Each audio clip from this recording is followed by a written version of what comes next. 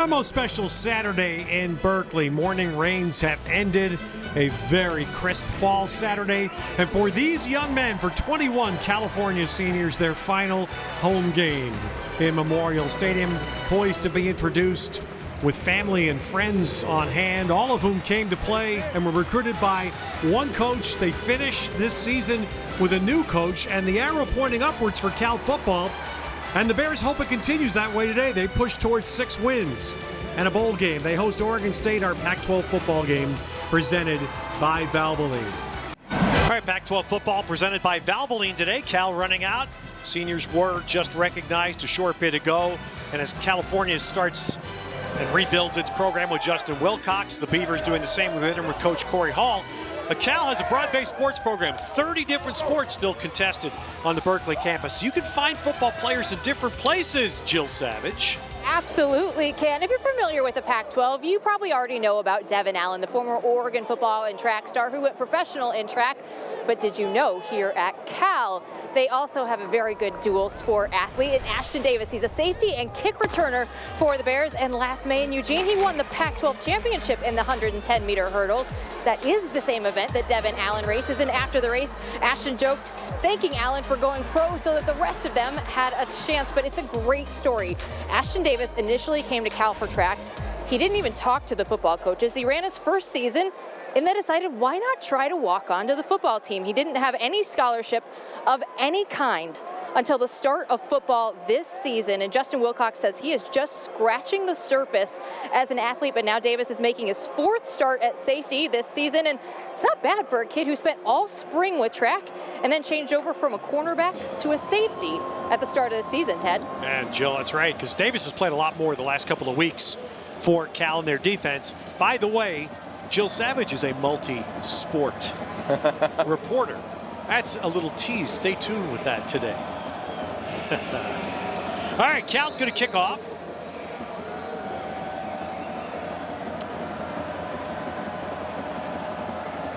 Gabe Schmenyenetz. That's the toughest name of the day. Got it right out of the way. And he just bangs one over the head of Artavis Pierce at the back of the end zone. So a nice, clear day today. Great uniforms. The Beavers in their road whites with orange and black. Daryl Garrettson out. You see his totals after replacing Jake Luton, who, by the way, came back this week. And word is he wants to get back out there and play before the season's over. But right now it is Garrettson continuing. Yeah, I had a chance to talk to him earlier this week, and he understands, like the seniors at Cal, this thing is winding down for him. What a unique path for him, a transfer, ended up here. Things haven't gone as planned, but he's a starter now, and he's played his most efficient football over the last 2 games. Well, this really is a day when Oregon State has the ball to watch line play, if that intrigues you at all. And right away, throwing one out to Tyner. So off play action, a big first down run. Thomas Tyner being used much more as a receiver for the Beavers this year, and he pushes that one out to the 46. But bottom line today for Oregon State to win this ball game offensively, the ball has just got to continue to go to their playmakers, and they've really had 2 consistent playmakers all season long. Ryan Nall, obviously from day one, but Thomas Tyner most recently. So big 21-yarder on the first play of the game. Now Looney jumping there. Oregon State reacts. And I was touching again on this matchup because we saw it up close last year. And there was a domino effect to this matchup last year in Corvallis because the previous week Cal played here against Utah. Offside. Defense number 9. The defender was in the neutral zone causing a reaction by the offense. A 5-yard penalty, still first down.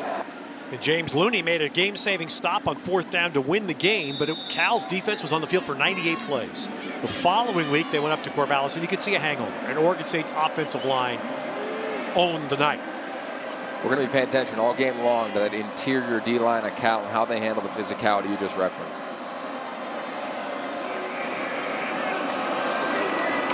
And here's Nall trying to pick his way to the right side. Bunches that run up.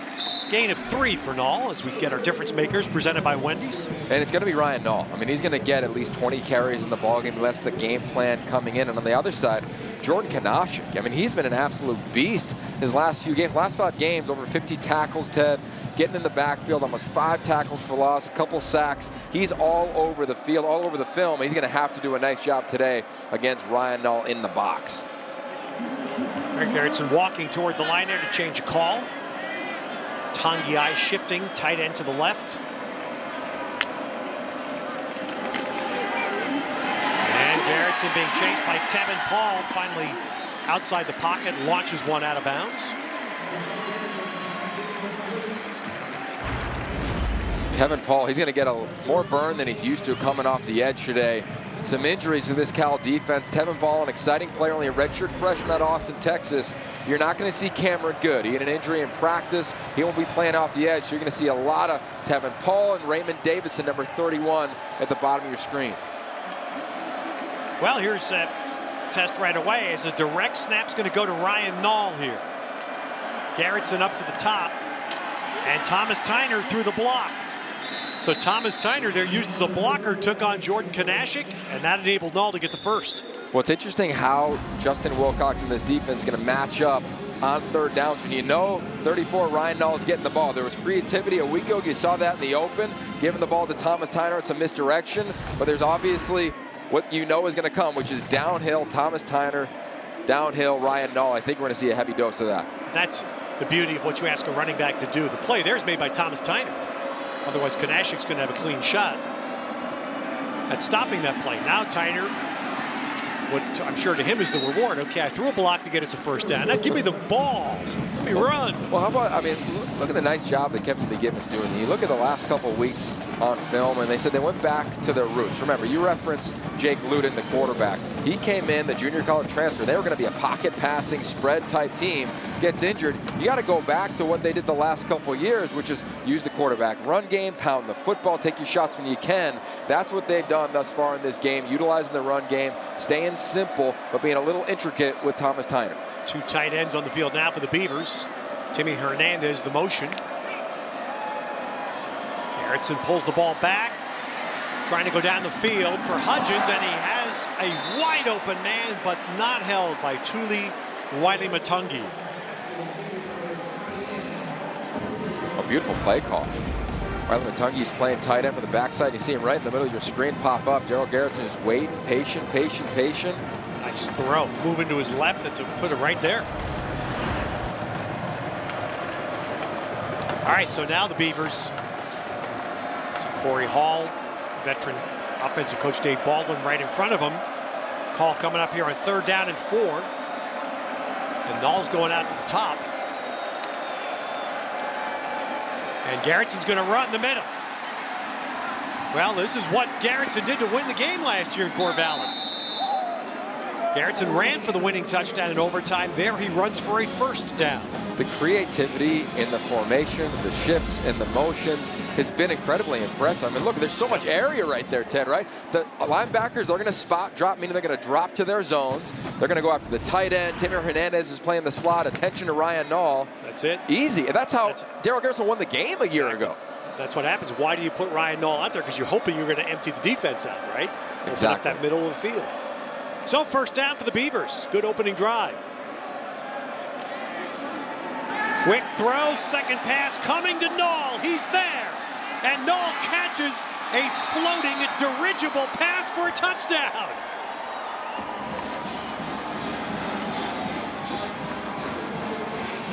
The hang time a punter would be proud of, but it counts. It's 6 points for Oregon State. That's a beautiful setup. I mean, the energy, the excitement, the creativity is the best. You see the receiver right now. It's going to be a post route, and here's Ryan Nall. He's going to take his time, and all of a sudden he's going to slide out to the boundary, act like he's blocking in pass protection. Nope. Gets lost. Man coverage. They go with the wide receiver. Easy for Ryan Nall. Not as easy as a pass. Now, Tuli Wiley-Matungi just atoned for a drop by throwing a ball that at least Nall waited for, but got there. And man, this is part of the vibe. It is a whole different aura around Beaver football. Yogi, what unique formations. There's your 2 tight ends, 81-82 spread wide here. And of course, this is a lateral throw. Well, you think they're just so going to... that could go forward. You're exactly right. And I'll tell you, nice sales job even on the front side from Jordan Villeman. And what's fun is when you're down, Ted, and you haven't had the season that's been ideal, you put a couple of these plays in practice just to have some fun. We saw it a week ago, the pass to Fred Lawina. You see it there to Ryan Nall. It lights everybody up. When you call that play in the huddle, everybody gets fired up. And what's most impressive, 8 plays, 8 different formations. Yeah, it's a good call. That was your Buick scoring drive. And that's the first pass touchdown for Oregon State in the last 5 games. And it comes from a tight end. How about that? And Ryan Nall had just had the championship wrestling belt on that they brought back to the Beavers sideline. Comes out of the offseason weight room. There it is. You said it before the commercial break. You know, the vibe on that sideline, we'll be hearing from Jill all game long. It's just different, you know. And I think when you go on the road, you only got 65 guys, and it's you against the world. They're looking for their first conference win. So close to the last 2 weeks. They clearly came out throwing the first punch. Well, Cal has played uphill a lot in recent games, and they've done a better job. Talked about this. There's Laird busting out. So they want to make sure they don't have that problem too long today. And Patrick Laird, a good first down run. Well, Patrick Laird is probably the most underrated running back in the entire Pac-12. Former walk-on. I would eliminate probably. Yeah, I think he is. Okay, there we go. I think he is. What he's done this year, 16 yards on that. Play action boot. Bowers launches one. To that point, number 28 needs to be involved in all their plays. He's their workhorse. He's a violent runner, and for Ross Bowers, he's going to be the perfect guy for him on checkdowns. You know, when Ross Bowers has checked the ball down, he's been extremely efficient. So much when you look at this number, Patrick Laird, he's been targeted 32 times in the season, Ted. He's got 30 receptions. I mean, that is a safety blanket if you're Ross Bowers. Second down, Laird trying to pick his way left. And he gets 3, so it's going to leave Cal with a longer third. Our difference makers presented by Wendy's. Well, on third down, as we're coming up, it's kind of I know. I mean, he is the target for Ross Bowers' favorite player in the slot. It's a big matchup advantage, I think, for the Cal Bears. Now, the other side, Jonathan Willis. He went off a week ago. He's excited. He's a Texas guy. The Astros just won the World Series. He couldn't be happier. And here he is trying to be the leader of this defense. All right, Noah is in the slot to the top. Slot left. Bowers looking right, now comes back to the left. And finds his man, Wharton, for the first down. Who's been the other big receiver. That's a nice job by Bowers, because you watch his head. That was a progression read to come back to the left side. We're going to see Noah open right there. Doesn't throw it to him because he senses the linebacker. You're just going to see some double coverage on kind of I know when he's in the slot on third down. Great job by Bowers getting outside. There's the quick option throw to Noah. That's going to be another first down with a late hit. Pulled the ball out of Laird's gut. And hit the quick slant. And it looks like a late tackle there by Oregon State.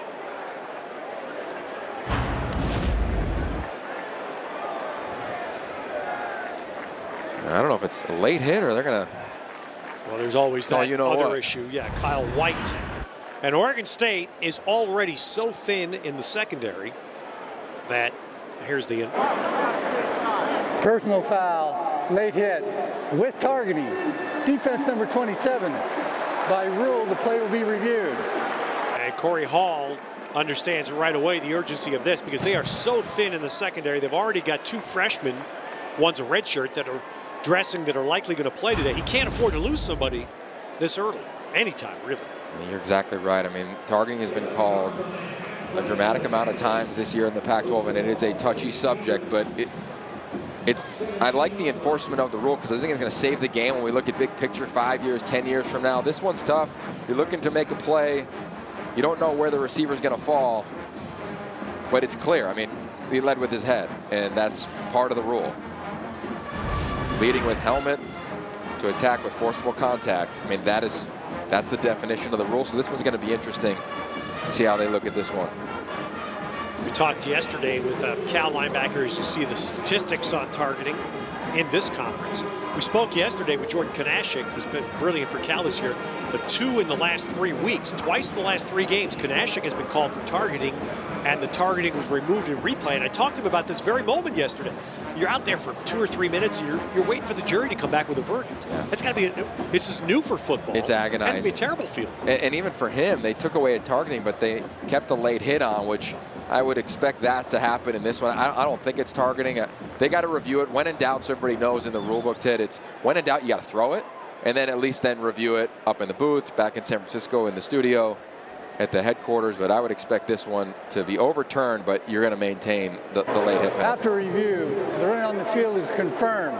Number 27 is disqualified. A 15-yard penalty will be enforced with an automatic first down. Wow. All right, so a most unfortunate call for Kyle White and for Oregon State as a team. They get so thin in the secondary to begin with, and now White is disqualified for the rest of this game.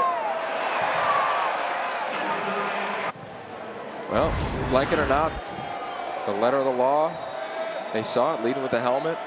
First thing that made contact was the helmet. If you thought it was forcible, gone. All right, so now Cal's in the red zone after the pass plus the foul, and Laird punches it down near the 12. It's going to be interesting to see how the secondary of Oregon State deals with this right now. With the injuries, see Brandon Arnold, number 3, now come out of the field. Do they play? How much nickel do they play because of the lack of depth there? If I'm Cal, I'm going after this secondary. Kanawai Noa is getting the rock slot at the top of your screen. Jordan Duncan was in the slot, comes back with a flag down to Wharton, who drops the ball, falls on it. Now that's going to be a first down at the end of the play for Cal, but the flag.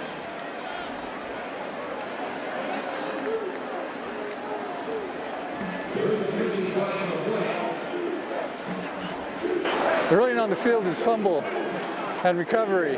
However, personal foul, unnecessary roughness, offense number 71, a 15-yard penalty, second down. That's right tackle Jake Curhan.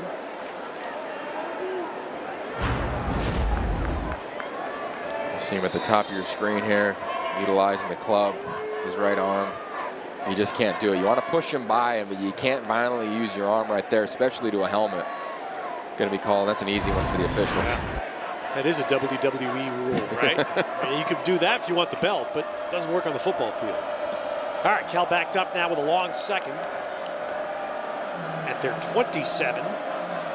Empty for Bowers. 4 rush. Off the corner comes Jalen Moore, and now that's a nice job by Bowers. He was going to get hit. He threw right over the blitzer, hit Laird, but there is a flag down.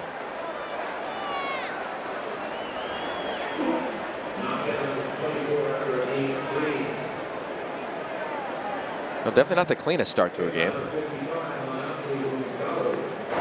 Personal foul, roughing the passer, defense number 33, half the distance to the goal with an automatic first down. So blitzing off the left edge, safety Jalen Moore.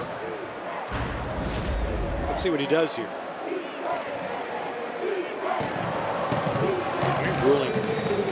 Ruling theirs, that's late. It is, you've just seen now 2 instances in this first quarter that are just reality. It's not easy being a defensive player right now. Yeah, and he's lucky he didn't get a targeting there either, to be quite honest. Pulled off late.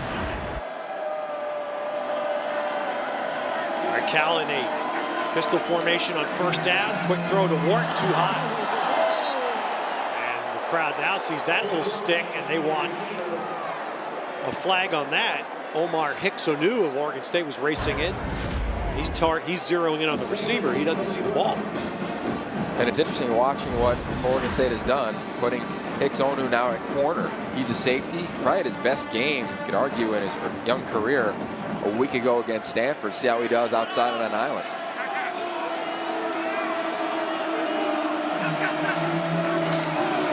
Laird, nice cutback. He will get in. Touchdown for California. So the Bears again spreading the formation and letting Patrick Laird find creases.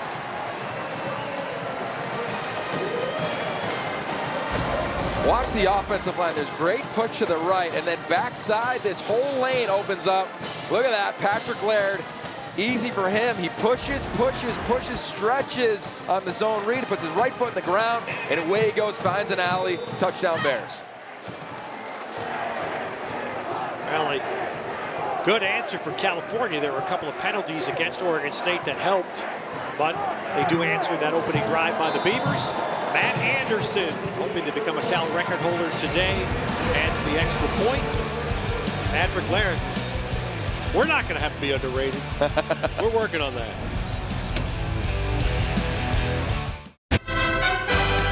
Pac-12 football is presented by Valvoline. For DIY tips, hot rides, cool merch, and exclusive content, join for free at teamvalvoline.com. By Dr. Pepper, the one fans crave. And by 76, we're on the driver's side. Well, a little rain in Northern California this morning, our first real rain of the fall season, but it's cleared up for the day. Hey, listen, it's 32 degrees and snowing in Pullman. Yogi, you could be there. I would test how great is ball. It's going to be an interesting one. Surf guy, you. Big game, of course, there. They're in the second half, Stanford and Washington State. Artavis Pierce with this kick for the Beavers. And a terrific run back. And, well, sadly for Oregon State, it may be negated by a flag near the very end of that run back. And that's always so frustrating because that run pushed the ball out near the 45. But it's coming back. During the return, holding receiving team number 50, 10-yard penalty, first down, Oregon State. Time. Well, here's some numbers that point out one substantial improvement for the Beavers in the last two. Yeah, I mean, to me, I look at that. You know, the critical downs and distances.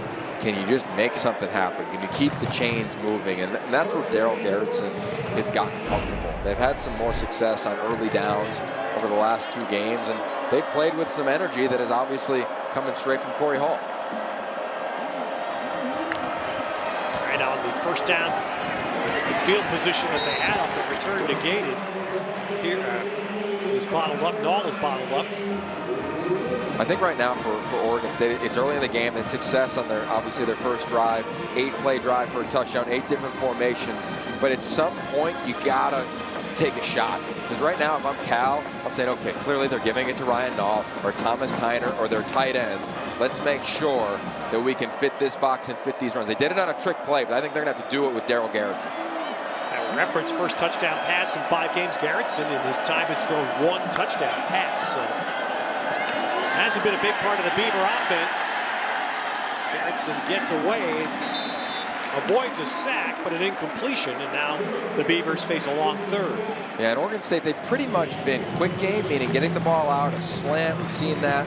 Jordan Villeman, Isaiah Hodges, utilizing their tight ends, or they've been play action pass, deep shot. But the intermediate passing game haven't been great there, and that's where they need to find success on 3rd and 8 to 10. And I'm surprised that, you know, they're in the middle of the pack. Yeah. That number you just saw, 3rd and long. Without a great pass game, you would expect they'd be near the bottom of the league. Does that tell you a lot about Ryan Nall? There is attention to 34. Cal bringing extra people that are picked up, and that enables the pass to be caught and stumbling out and not getting to the first down. Boy, that's frustration for Oregon State. That ball was caught, and certainly enough room for Andre Bodden to square up and run past the first down marker, but he lost his footing and he falls 2 yards short. Beautiful job of picking up the pressure. Cal brings 2 linebackers right in the heart of it. Offensive line passes it off. Nall picks it up. Those are the conversions that allow you to keep drives alive as you're seeking your first Pac-12 win. And so Poremski will punt it away, and it's a low liner. He'll need some. No, he's not going to get it. That's going to go out of bounds. Wow, not a good kick at all. Nice grab from Elo Aiden, though. Yeah, exactly right. Fair catch.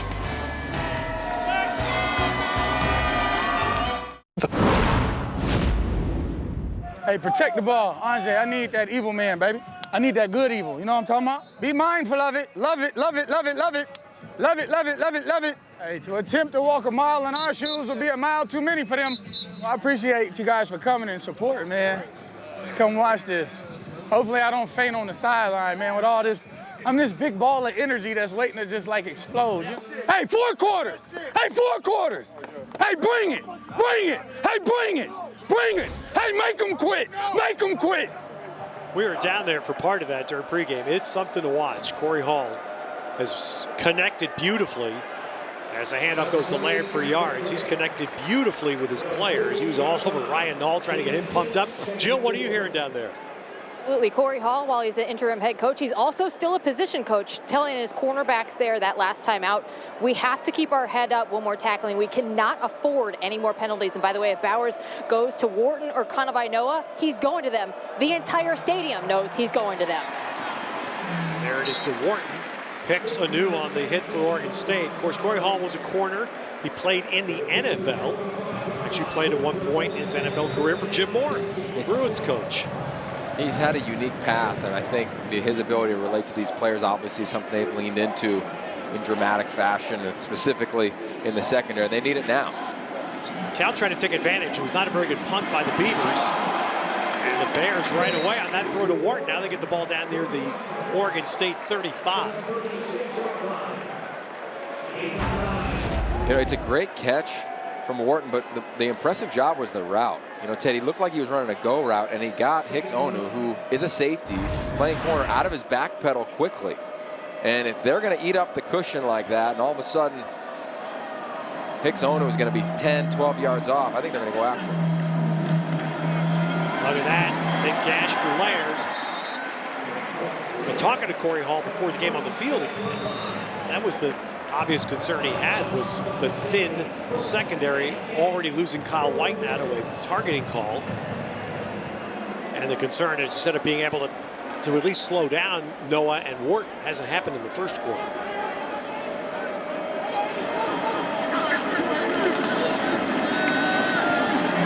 And Laird got the outside.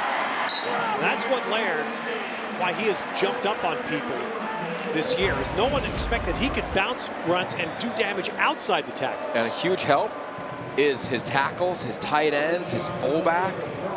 Kyle Wells, number 87, Malik McMorris. They've been a big part of this run game, Ted, because they're just kind of displacing those edge players. And Laird is a violent runner, more violent than you think. And here's that same personnel again. Well, here's a guy, he's played his way into this role. Patrick Laird spinning and down near first at the 6-yard line. Finally brought down there by David Morris. You know, Patrick Laird, when he came here, he was a fullback. And he went through his workouts, the winter conditioning, and he was dominating all the skilled players. And the coach said, maybe we'll move him to tailback. Goes to tailback and has obviously become the star in the running element of this offense. He was the fourth back last year, didn't play much. He was the third back at the start of this year. Trey Watson was hurt in game 2, and Laird has jumped up and now is playing more than Vic and Weir, basically splitting the top. Although the split's become heavily weighted to Laird in recent weeks. There's Hungalu with a good stop for the Beavers. And it's interesting, keep an eye on the right side of this offensive line. You're seeing true freshman at right guard, Michael Sefel. Injury to Valentino Del Tasso, so put him on the sideline for an extended period of time. So it'll be interesting to watch physicality that side. All right, the Bears need a bit over a yard here on third down. I'm going to Malik Morris in the flat. We're going to go to Laird up top, and he got in. Off the edge came Hughes Murray to clip him, but not until Laird reached that line to gain. And that's the other odd thing, is you saw that number. The Bears have been near the bottom of the conference all year in short third downs. This is a game for both offensive staffs. I think the challenge for coordinators is making sure that they can just stay committed to running the football. Stay committed to their game plan. So 99 McMorris there. It's generally a guy, the ball's going to be somewhere near him. He threw a great block to help Laird clear out. Now this one gets punched down inside the 5 by Laird. So offensive coordinator Bo Baldwin. Head coach had a good one at Eastern Washington. Had Vernon Adams there. Had Cooper Kupp and Kendrick Bourne, wide receivers that are both NFL rookies this year. Offensive credentials, huge. He finds the strengths of his team and makes sure that they continue to utilize them versus trying to utilize his offense and run the plays that he may want to be designed. He says, what can my guys do? Let's do a lot of that. So now Enweri is the running back, but turning away from center, Ross Bowers takes a timeout.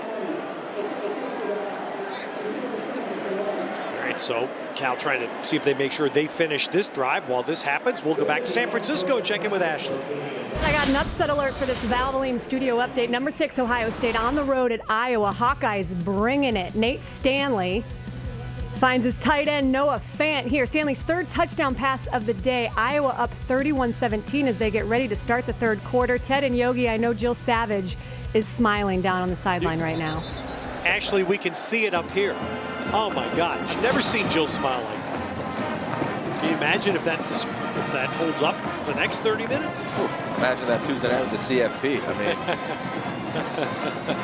that's it. That's right. Oh my. Follow number 99 right here, Malik McMorris. He's going to run around here, and Bowers didn't get it to him, and Bright Agwebu got in there. I think that was all designed to throw to McMorris, wasn't it, Yogi? Yeah, and Ross Bowers, he had a moment right after the play-action pass. Ball's going to be out right now. It's easier said than done when Bright Agwebu, Manasi Hungalu and company are right in front of your face, and that's exactly what happened to Ross Bowers. Well, that is a huge play by Bright Agwebu, and he is able to sack, and this pushes Cal back to the 14-yard line on third down. So you're going to see a double cover on Kanavaino, the safety and a corner right there.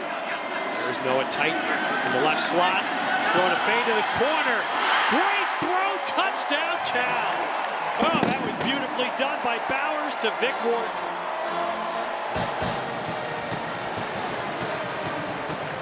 Well, they threw that same sort of pass in the fourth quarter in Boulder last week to the right side of the field. This one goes to the left, and he drops this right in. Oh, it's an absolute dime shot from Ross Bowers, and they're picking on a first-time corner in Omar Hicks-Onu. Vic Wharton playing his best football over the last 3 weeks. That's just a nice throw for Bowers, and a terrific save after the sack. Third and goal from the 14, and Cal gets a touchdown. We've got flags coming down.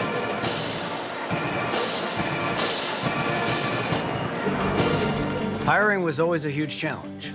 Endless hours on job sites with not a lot to show for it. Then I found ZipRecruiter. They figured out hiring. I post my job, and they send me the right people because their technology is smart. Go to ZipRecruiter to post over 100 job boards with one click, then easily select the best candidates from your dashboard. ZipRecruiter often sends me the right person in 24 hours. The smartest way to hire. ZipRecruiter, official hiring partner of the Pac-12 Conference. Try it for free at ZipRecruiter.com/Pac-12. All right, procedure penalty against Cal, so that point's taken off, and we'll re-kick 25 yards. Matt Anderson, who today hopes to become the all-time leading scorer in Cal football history. And he drives it through. Fifth-year graduate student, so Cal now has a 14-7 lead. Let's rejoin Ashley Adams. Yeah, Ted, this Gatorade studio update takes us to Pullman, a huge top 25 Pac-12 North showdown. Stanford trailing by 10 at Washington State. KJ Costello in, fumbles, picks it up, and takes it in just like he drew it up. It's a 22-yard touchdown, and it puts Stanford within 3 right now. It's 17-14 Cougs in the third, guys. Well, that's big. The month of November sets up beautifully the Pac-12 North. The head-to-head battles determine it. Stanford today, Stanford, Washington next Friday night. So check this out right there. There's going to be so much attention to Kanavainoa by the safeties that it allows Vic Wharton just to do the man-to-man coverage, and that's just pitch and catch. That's backyard football saying, hey, throw it to the corner of the end zone. It's man-to-man. I'm going to go make a play. Exactly what happened.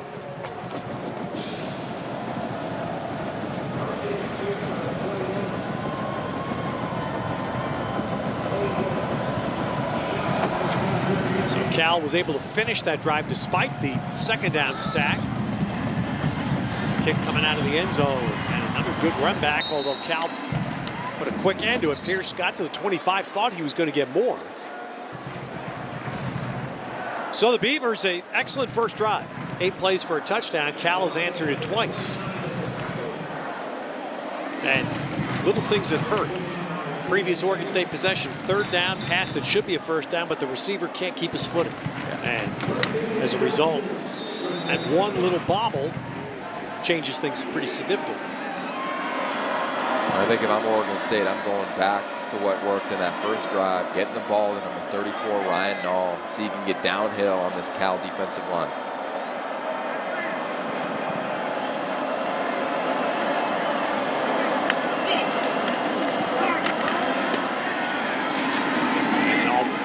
Punches that out, gets almost 5 on first down.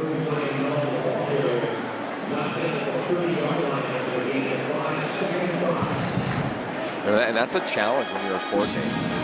14-7, okay, you don't do much. Let's see if we can make a play, create a little momentum. But it's the discipline of going back to, okay, we know what works for us. Getting the ball to number 34, get us into 2nd and 5, see if we can utilize the quick game and then come back and convert on 3rd and short.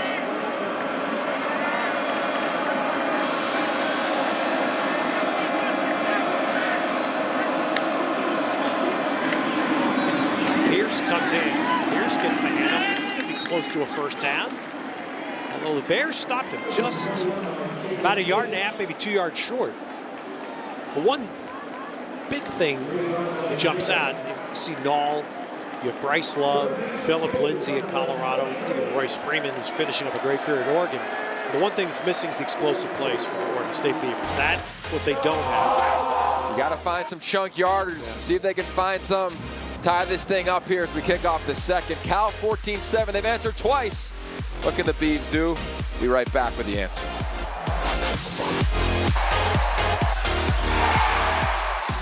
Adidas. Pac-12 football is brought to you by Lending Tree. When banks compete, you win. By T-Mobile, America's best unlimited network. And by Prudential. Jill Janikowski with a double thud. The enthusiasm. It had to be at least 47 yards, Jill. I'm going with that. Hey, if you're going with that, I'm going with that. If that's what we're going to put on this broadcast, absolutely. We had so much fun yesterday with this Cal kicking team. It was amazing to go out there. And, hey, in 20 minutes, they could probably teach you how to kick a field goal if they could teach me. Matt Anderson is a terrific story. And I'll get into that in just a second here. We have a 3rd down play for Oregon State.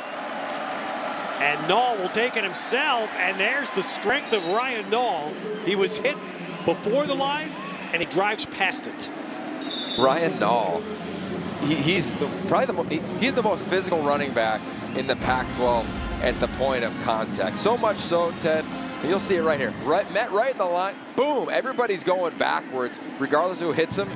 92% of his runs, he gains yards after contact. I mean, you cannot knock him back. 237 pounds. That was Luke Rubenzer that hit him. And Nall just, it's too big, too tough. Pitch back. Here's the throw. And Timmy Hernandez can't hang on. And that's unfortunate. Garrettson didn't throw a good ball because another well-designed play. You only have a should have couple been of a those. jump. Should have been the jump game. You only have a couple of those, and it looked to me like he kind of aimed it. I mean, he was so wide open. You saw it happen and develop. You knew that play was going to happen when the backside safety bid. And you just can't miss. You know, Quentin Tartabull jumped in. Near the line of scrimmage. Easy pitch and catch. Drop, average throw. Pierce gets the swing here. Trying to get to the edge, couldn't stay in bounds. And that was Rubenzer again, who's getting some play in the secondary for Cal. One of the seniors came here starting as a quarterback. And he didn't let Pierce get outside, so it's going to be 3rd and 10. Rubenzer missed the last couple games, was active last week, got a little playing time. Excited to get him. We had a chance to talk to him yesterday for a senior. Last time playing in this stadium.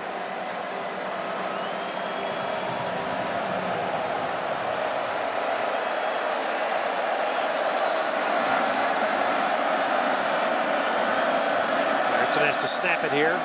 Cal showing a bunch near the line. And Garrettson, look at that evasiveness. Nice job, and Nall doesn't catch it. Quintessential example of being so anxious to run before he secured the ball. You don't expect that. Ryan Nall's been so good. Beautiful job from Daryl Garrettson. Evades Jordan Kanashik. The rest of that Cal defense, eyes up, throws it to usually one of his more sure-handed targets. And last 2 plays, 2 drops. Punt the ball. You could literally see there, Nall was running up the field. He's so anxious to see if he could find a way to get 10 yards. Look at that catch by Vic Wharton. Wow. That's, I'm not sure if you recommend that if you're the special teams coach, catching a punt like that. Wharton pulled it off. Well, it's called confidence back there. He only had 7 returns on the year. That's number 8. Look at those hands.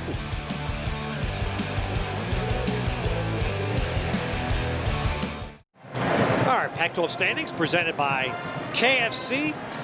USC and Arizona, of course, have the big one tonight. That's the game of Saturday in the Pac-12. Can Khalil Tate keep it going on that brightest stage of the Coliseum? I think he does. To me, the question is the defense of Arizona. Can they keep it going? They're so young. Right now, Patrick Laird is giving Oregon State a dose of its own. He's playing the role of Ryan Nall in the first half of this game. Well, he's got great patience at the running back position. He's got the ability to explode, and when he sees a hole, this young man can make you pay. Nice job up front. We're talking about an offensive line that's been a little depleted. Patrick Laird does the rest, got a little shake at the end. Explosive play, Cal Bears.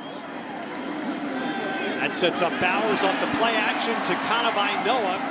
And with a flag, Cal, for the moment, is inside the 35 of Oregon State. We should also tell you that that North takes an interesting twist again. Stanford has jumped back ahead of Washington State, just had a pick 6. Offense number 15, a 10-yard penalty. Replay, first down. Bad. At 15 there for Cal. This is one of the hardest plays to block on for Jordan Vesey, and you get so frustrated at wide receiver. I remember having a couple of those called on me, Ted. But on the bubble screen, when you get a ball out, the DB's fighting so much, you're just trying to hang on. You got to know when to just let it go. It was only fair. Fitzgerald blocked for you 100 times. You had to block for him at least twice, didn't you? At least, yeah. At least twice. First down again for the Bears, back to the Oregon State 47. So just give it to Laird and watch him go. Patrick Laird, we are early in the second quarter, is already over 100 yards on the ground. Addison Ooms, the center, you'll see him making plays all game long. He's excited. He's the communicator up front on that offensive line. Prior to the snap, timeout, Oregon State. The first of the half. All right, so the Beavers trying to get things right defensively. But watch this offensive line interior. You see the center right there, Addison Ooms?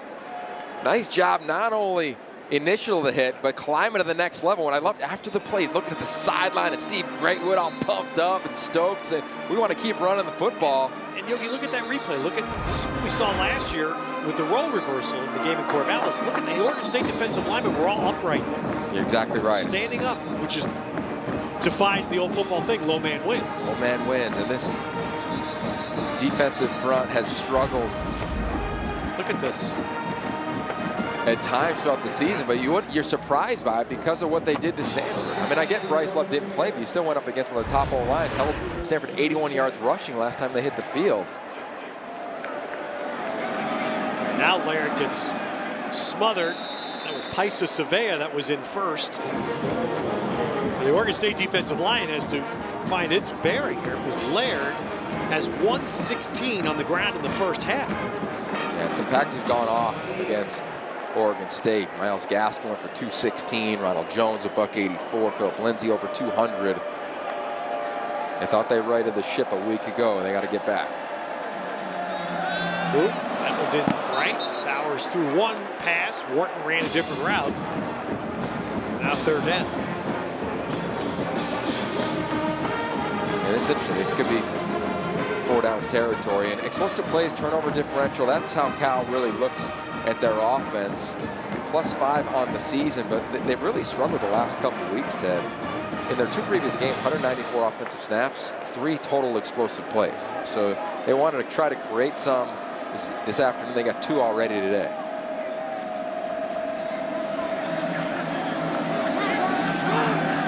Extra rusher picked up, and then was not able to connect. That one frustrating. Check this Cal out. picked up the rushers, and The throw looked to be there to Visa. Well, this is a nice job right here. Okay, so they're going to bracket, meaning a guy inside and outside of Kanavainoa, meaning you're going to have outside man-to-man coverage, and that's why Ross Bauer said, okay, Kanavainoa's double covered, let me work outside.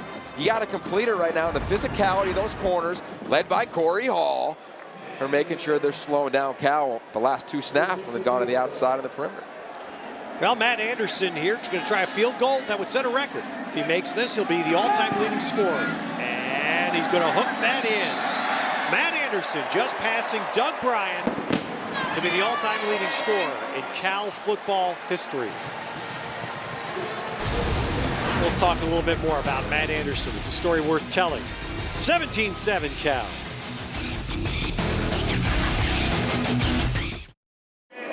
Welcome back inside Memorial Stadium. Over here on the Oregon State sideline, we have former Beaver and former NFL defensive lineman Ezra Tuaolo. Yes, exactly. Yes, I did it. We were practicing that for a while. But Ezra, we'll get to Oregon State in a minute, but you're on The Voice right now. What is that like? It's absolutely incredible to be 49 years old and to be on The Voice. I mean, it's just great. It's great. You have a killer voice. You're on Team Blake. Tell me what it's like to go through week to week. You know, it's just being on Team Blake is awesome. He's top 2 every single time. He's also an amazing coach because he kind of enhances what you have, not try to change what you have. But the grind has been absolutely amazing. Just the things that I'm learning behind the scenes with the show, the amazing singers that are on the show. It's been incredible. What's it like when you come back over here and you're on the Oregon State sideline hanging out for the game? You know, normally I don't miss football, to tell you the truth, but it's funny because when I'm down here we're on my, supporting my college, and I do kind of miss it a little bit. It's great to be on the field and support Oregon State. Best of luck on The Voice. We'll all be cheering for you. Thank you. Aloha. Thank you very much. Ted? All right, Jill, it's first down Oregon State at the Beaver 23. Tyner gets a carry.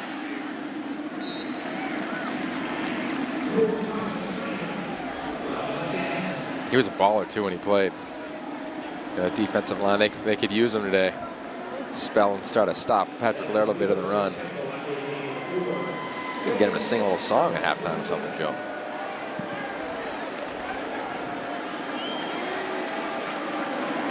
So second down and 6 here after Tyner got 4.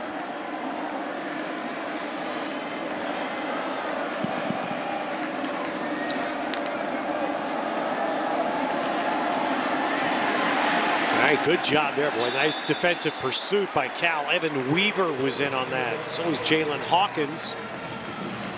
Now, last week in Boulder, Doug Bryan was there, and Matt Anderson didn't get any field goals. They had 4 extra points. So today he has passed Doug Bryan. And this is a great story. 5th-year player who was a semifinalist for the Campbell Trophy, an award that's gaining traction, rewarding both football prowess and academic prowess and leadership.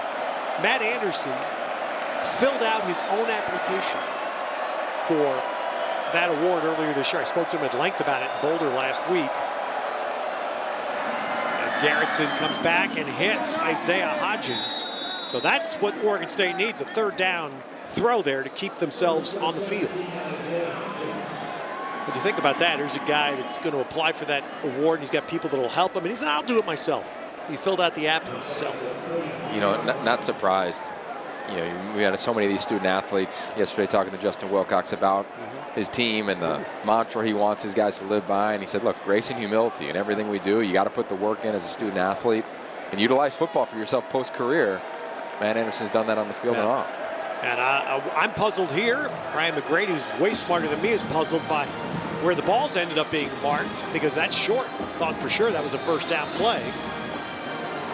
Corey Hall seems to be puzzled. The Oregon State sideline is not puzzled. They're mad. So, didn't hear what Lang Clark. Was that a team timeout? And you see where he needs to get on the yellow line on the screen there. Catch. Down. I don't know, Ted. That one looks first down. I would agree with that. I thought so in real time. And now the other ability here is that in college, although it's rarely used, teams have 1 challenge. You get used to the NFL thing, 3 challenges. In college, you get 1 challenge for the game, but it is yours. So it is the possibility here that Corey Hall would use it. Yeah. It's not a change of possession. It's nothing that warrants an automatic review from upstairs. And Cal's not going to show it on the booth or in the Jumbotron here. No way. To get a look. So, interesting part of the job, as a head coach. Talked to Justin Wilcox about it throughout this season. First year as a head coach. Corey Hall. Those are the decisions now that you get to make as the head coach. Do you want to challenge something like that? Get it looked at? Do you want to save it? And of course, what you have to know, if you're in Corey Hall's chair, any head coach's chair, do we have something? You need your people to tell you, is there a view that gives you a clear enough look to say, that we can change it? Well, right now he's sending his offense on the field. I love this. Love this. They need about a foot.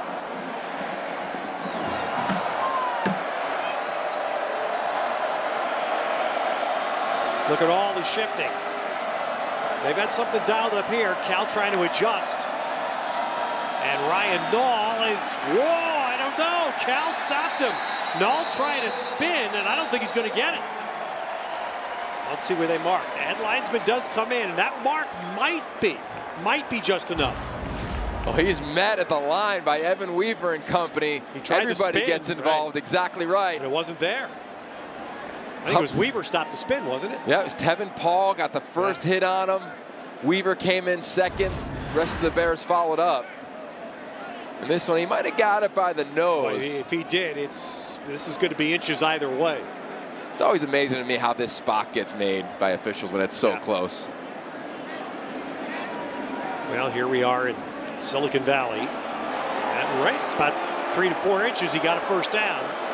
And someday, somebody here, with all of the brain power we have here, is going to find a way to put a chip in a football that eliminates. Because we know spotting the ball is the most inaccurate part, has always been the most inaccurate part of the sport, and especially the speed at which it's played. Now, I'm not blaming the officials. I'm just saying the ask is so intense. And here's Justin Wilcox. He might use his element. Wow. And again, there's no automatic review on this, so I don't know if he's calling a defensive timeout or if he is calling a challenge. We're sort of in the dark here. We're not hearing from Lan Clark on this.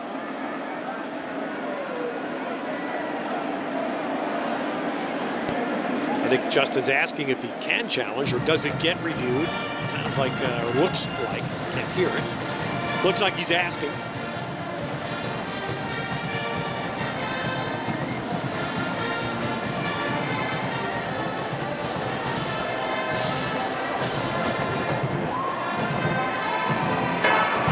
Timeout. Cal, their second of the half. It'll be 30 seconds in length. Okay, so that was it. It is a team timeout, no challenge. I think a lot of college football fans, even though we're about a decade of review, still aren't aware of the fact that teams have a challenge because they so rarely use it. Yeah, you're exactly right. I mean, Kyle Whittingham's a guy who's used it a couple times on spots over the last couple years, but you don't see it very often. Luke Beckett, initial contact. Michigan, Ohio State last year. Ask any of those fans. Ask the Michigan fans about using a challenge for a spot that game last year. And of course, the obvious thought is that coaches, you want to keep it in your pocket for that crucial play in the last 3 minutes of a game, from the 3 minute to the 2 minute mark, by the way. If you use it and fail, you don't get it back. All right, so Oregon State does get it back. Tyner breaks a hit in the backfield, but James Looney slowed him up enough. Right now the linebackers, Ted, whether it's Evan Weaver, Garen Brown, I mean, they're playing downhill for the run. If I'm Oregon State, I wouldn't be surprised to try to hit something in between the halves. Where there's Noah Togiai at the tight end position, your slot receiver. See Togiai at the top of your screen in the slot. Right there. Right now, just look at this. Ryan Nall is in the game. He has 14 rushing yards. Patrick Laird has 115. Whoa. Tried to swing it to him, no. And the throw's a good one. All right, Coach Roth, draw this one for us. You hit it.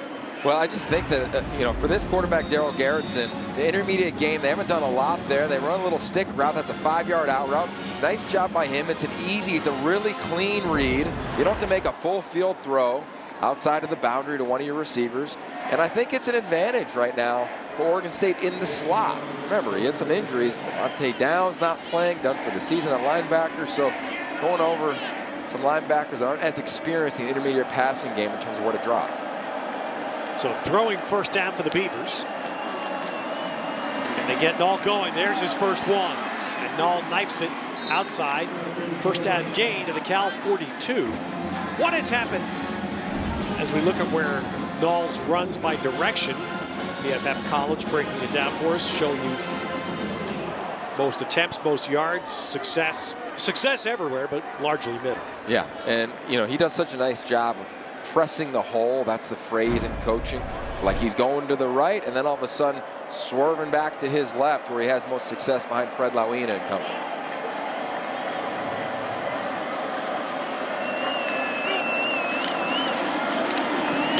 Ball again. So here, Yogi. Let's go back to Coach Roth here. Tim DeRuyter, Cal's defensive coordinator, was talking about the things they were going to try to do today to make it muddy, is Tim's word, for Nall. And again, not a single person on the Cal coaching staff was here last year, so none of them lived through the nightmare in Corvallis. What have you seen so far?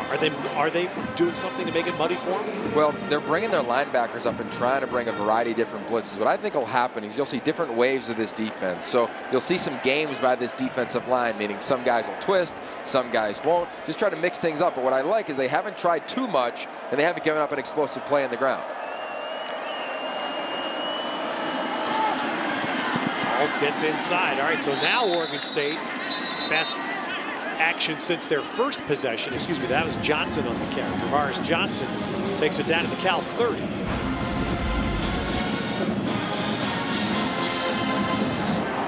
See that offensive line. Blake Brandel, he's done a nice job quietly at the left tackle throughout the season. Struggled at times in pass pro, but he's their best offensive lineman. That was Johnson's first carry. And a Beaver first down. Tyner now the running back, and Johnson. Tyner. And that was good swarm by Cal. Once again, Weaver in there. Evan Weaver, sophomore from Spokane in the backfield. And this defensive line, they get it. They know what this game's all about. Again, we talked about games, different things they can do up front. They all slant to their right. That Rusty Becker slanting in allows Evan Weaver to play over the top and make a play. Now the Beavers go to the two tight end set. And Ryan Nall alongside Garrettson.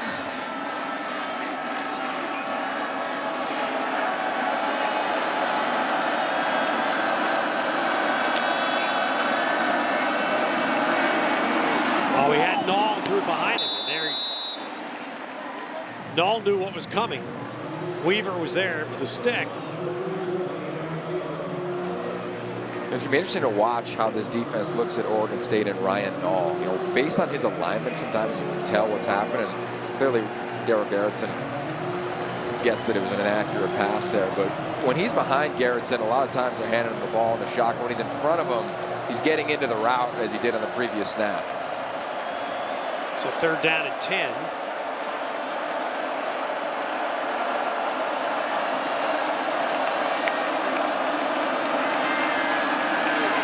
Tried to squeeze one in to Tungiai. Cal had him doubled there. Darius Allensworth playing his last game in this stadium on the primary cover. Weaver there. Yeah.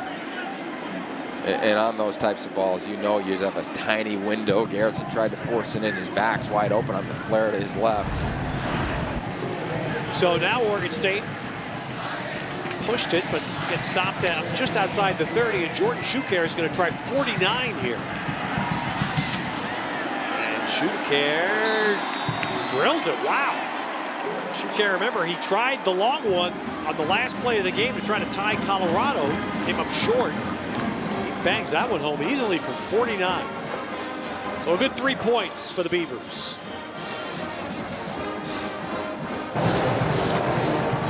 All right, just across the bay from San Francisco. Fall starting to settle into Northern California. Sun shining now, but pretty good rain around much of the Bay Area this morning. Good football Saturday afternoon. As we continue on the How Great Is Ball tour.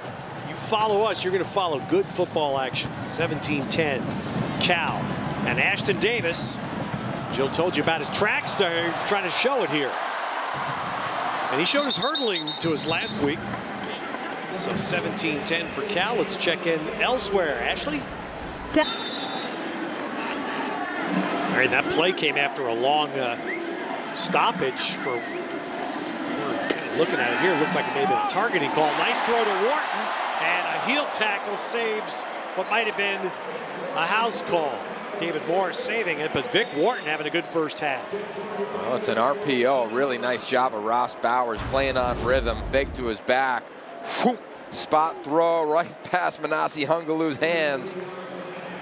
And Omar Hicks Onu, first game playing corner due to injury. They're picking on him a little bit.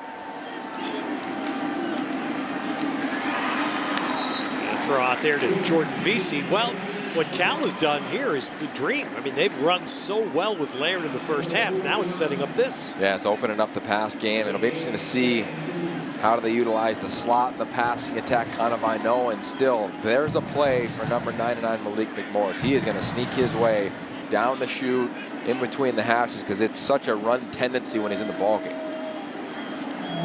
Vic and Wary getting the call. That's right close to the first down stick.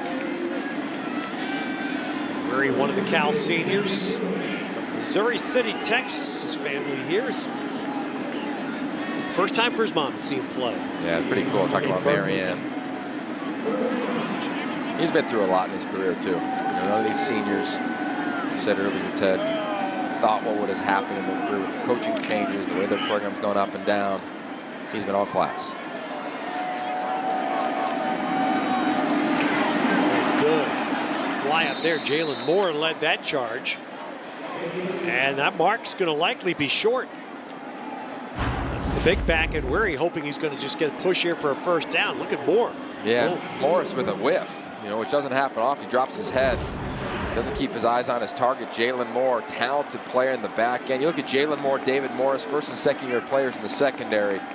They have a big time bright future. They're big safeties. They're ball hawking guys. They're downhill tough in the run game. We need them right here in fourth and inches. Well, look at how often Cal's gone. 21st time they go for it on fourth down, but they won't get it. Laird is stopped. That was Andre Hughes Murray that came flying in. And Laird tried to will his way through that tackle. Got close, but Oregon State takes over. Well, just when you think the Cal Bears might have a little control, OSU said, nope, not here. Andre Hughes Murray with a huge stop. They got the rock. All right, State Farm halftime report coming up. Ashley, Nigel, Nick, Curtis will go over to the city and they'll update you on the Palouse. They'll update you on Oklahoma and Oklahoma State playing arena football today, which is interesting. And it's just a ton of Saturday afternoon action. All that coming up in the State Farm halftime report. Iowa's playing arena football today, too. 45 points. Big Ten. Woo. All right, so here's Oregon State. See if they get a little momentum going, taking over on downs. Corner blitz Cummings picked up, and there's a big hit to Tangia. And there's a big play. Well, that's the explosive kind of play that the Oregon State offense doesn't have. It was Quentin Tarnable came flying in for Cal, and Garrettson beat him. Oh, it's a beautiful job, Daryl Garrettson, understanding where pressure's coming from, hanging for a quick second. You see the pressure right here. It's going to open up a big area right now for Tangiai. Garrettson feels it, waits, whew, easy pitch and catch. That's the run-pass option, RPO against pressure that wins every time. 25 yards on that pass, and the Beavers have it at the Cal 35. One timeout left, but enough time for the Beavers to navigate the field. They're plugged up, only got a couple of years. All right, there's a little activity by the defense on the Oregon State sideline, Jill. Yeah, Oregon State, you've seen the players running off the field, grabbing that WWE belt. It can be offense, defense, special teams. Corey Hall brought this out and said, hey, if you guys are out there playing tough, playing resilient, giving us what we need, you're going to get the belt on the sideline. It's something that they try and give out every single time the team comes back off the field, but you have to earn it, guys. They don't just give that out. Andre Hughes Murray did. Oh, yeah. Exactly that. Jill, all right, second down. Garrettson outside, and that gobbled up short of the line to gain. That's Trevon Bradford, sophomore receiver on the catch. And now Oregon State's got that 3rd down, and this is where they. Dahl's not on the field. Interesting. 3rd down and 4. I'd work my tight end again. Work the middle of this field right now. See your tight end right here. Nongatoya. We're going to try to run Pierce, and Cal's there. Flag 2, and that may push Oregon State out of field goal range. So if Cal takes this flag, it's going to punch Oregon State back beyond field goal. Otherwise, 4th down. Schuker just made a 49-yarder. He'd be right about 50 from this line of scrimmage. So Justin Wilcox has to make that call. And it's going to be interesting. Yeah, that's what he's asking. Decides. Where's the ball? Yeah. What does Corey Hall say? Okay, punt him and pin him. Holding. Offense number 63. That penalties decline. 4th down. All right, so the penalty, the holding call is turned down, and that the ball's the 31, so it's going to be 4th down there and 6. Looney beating, despite the hold by Gus Lavaca. Yeah, interesting play call right there, and here we are, 4th down again. Ted, I'm working the middle of the field, and I say that because I think that for Darryl Garretson, vision-wise, and even where he's become the most accurate, is attacking that area. And I think Noatoya, he's such a big-bodied guy. You can utilize him on whether it's a 5-yard out and up, some sort of double move. All right, so Corey Hall's going to punt here, I believe, and he just let the play clock run down, took his time out. I'm assuming, I don't know why you do that unless you were going to punt the ball. You're trying to limit Cal's time. These are the little things that are so fun to watch early, first-time head coaches, whether it's for the season or the interim head coach in Corey Hall, the management of these little elements in the game. It's so easy to see it when you're not making the decision, but in game, that's why you guys got assistants up in the booth to talk to you about it and send out the punting unit. And I think that's the right move, the way that he's going to try field goal, actually. So he's going to try the field goal. All right, so Schuker just hit a 49. Can he double down on it? A whole lot of wind. And Schuker drives this one. How about that? That's well done. Jordan Schuker, was it, 53, I think, was the one he tried at the end of the game in Corvallis against Colorado. That came up just short. Goes back-to-back 49s here. Impressive job all around from Corey Hall in terms of management, knowing the length and the range of his kicker. You always checking in pregame. How's he feeling? What are we thinking? What do we like about the wind, etc. You take all those things into consideration. Winds the clock down. And he's got some leg on that, too.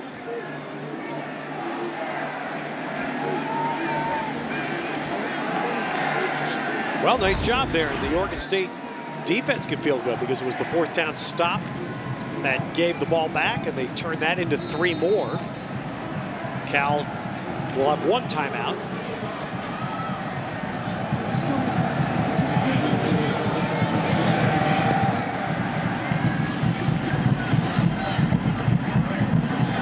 Ashton Davis has to pick that ball up. Wow, he needs to get out of his end zone, which he did. And they'll get it out to almost the 15-yard line, but that will certainly make Justin Wilcox's decision for him. Take a knee and get off the field. Yeah, they're going to get the ball coming out in the second half. Whoop. And I think that would have been danger because he was taking that ball back to the end zone on his own momentum. Well, even the way he's carrying the ball, yeah. I mean, almost loses it again. Yeah. Saw that play in the NFL last Sunday where a punt returner, the Chargers went backwards 10 yards. He got tackled in his end zone for a safety. He brought the ball back on his own impetus, not the impetus of the play or the kick. Player gets out of bounds, and Ashton Davis was close to that same scenario. The Bears are trying to make some hay here. We should see if they take a shot.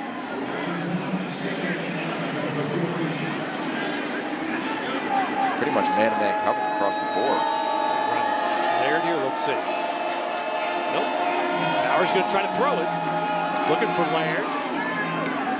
And instead he comes to the sideline and Jordan Vesey makes the catch. So Vesey has it to the 30 with 18 seconds.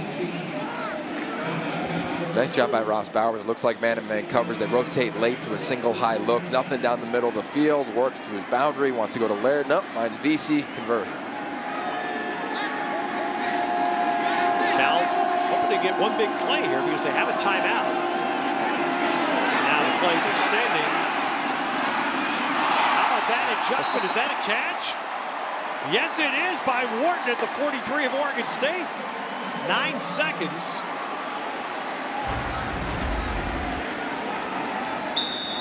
That's a catch to me, Ted. All right, I'm not sure here what transpired. Cal snapped the ball. Was the play buzzed down from upstairs?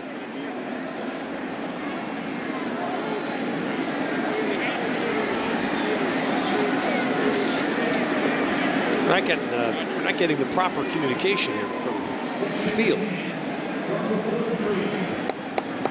So apparently Cal spiked the ball. 6 seconds, which gives them second down, but they do have a timeout. So now Oregon State should be back playing the goal line, shouldn't they? Yeah, I would run some sort of deep dig. Get down. Timeout. And Duncan, and let's see, did Cal get a timeout? They did with 1 second. And they're going to give Matt Anderson a shot. Timeout. California, their third and final of the half.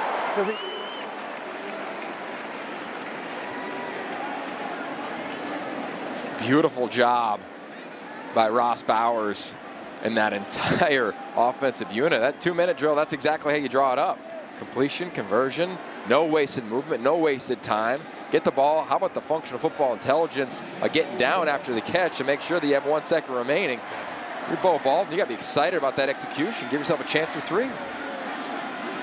So Matt Anderson, 49. We saw him kick his career best 2 weeks ago here against Arizona. Over 50. This would be an absolute steal of 3 points if Anderson can kick it. And he does. That's amazing. Writing his thesis right now, Matt Anderson, his positional paper. What's the purpose of modern institutions? Is it to get a better job? Addresses the one and done phenomenon in college athletics.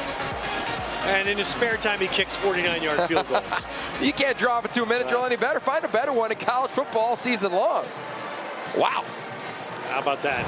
Cal steals 3. Let's go down to Jill. All right, second time this season you've gone into halftime with the lead. Patrick Laird already 100 yards. What have you seen from your offense? I think, when we do what we can do and manage the things we can control, that we're moving the ball really well. We just can't shoot ourselves in the foot.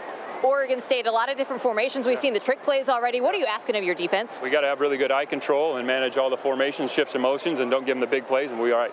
Thanks for your time. Thanks. Ted? I mean, they were backed up their 15-yard line. There's no way they should have scored there.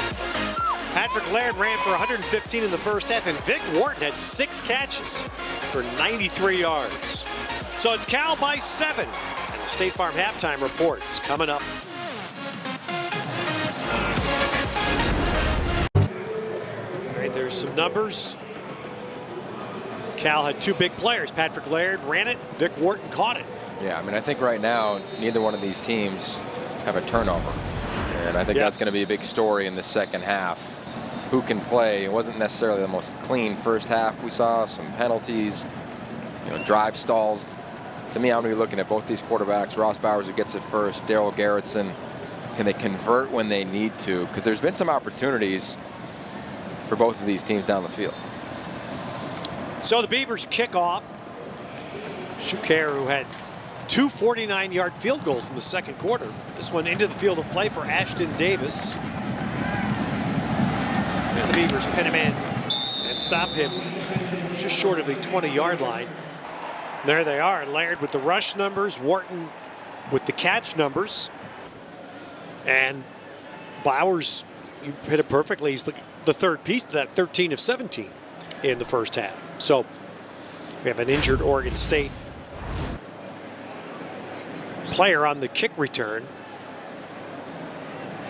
don't know if you saw this 2 weeks ago. The Ivy League released data. The Ivy League last year was allowed to experiment kicking off from the 40-yard line.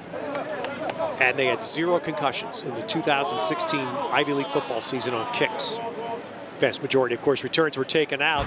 It was 23% of the FBS, as you see the bang there right in the middle, the block that takes down the Oregon State player. And that is wide receiver Tino Allen. The boys making 23% of the kickoff, or 23% of the concussions that have been charted in FBS came off the kick return. And it is, the NFL has confronted the same thing. It is by far and away the most injury-plagued play in football. Yeah, it's going to be, as this game keeps evolving, you're going to lose kickoffs. Wouldn't be surprised if you lost elements of punts, and there's no returns. I mean, in this game coming into it, both these teams had 12 combined punt returns on the season because of all the directional punting that's happening in college football. And it's out to the 25-yard line of the first down run play by Laird. Okay, so for Cal, I honestly think keep pounding the rock. Keep running the football. Corey Hall talked about his team wanting to do it. I think same deal. Patrick Laird averaging almost 8 yards per carry in the first half. Oregon State raced up there to the line, anticipating that, and Laird still got through and runs it out to the 37. This is what Cal did to start the game. They established this. Well, watch number 99, Malik McMorris, right there, that kick-out block, and it's the patience from Patrick Laird going to his right, allowing that hole to open up, and it's a gash. Once they established this in the first half, Yogi, then Bowers was able to throw it with success in the second quarter. Yeah, and I think if I'm Ross Bowers now, because of the first and second down success running the football, which is exactly where Patrick Laird has done all season long, first, second down, Teddy's averaged almost 6 yards per carry. On first, second down, I'd be working the slot receiver kind of Noah now when he's not being double covered. Noah's in the right slot, swing to Laird out of the backfield. Patrick Laird will get a first down carry. So you look at Patrick Laird and you think this is a guy coming out of San Luis Obispo who thought he was going to go play college football at Brown in the Ivy League. His brother played at Cornell, so he's familiar with the Ivies. He went there, he liked Brown, everything that comprises that college, and decided to come here as a walk-on. You told it in the first half, fullback originally.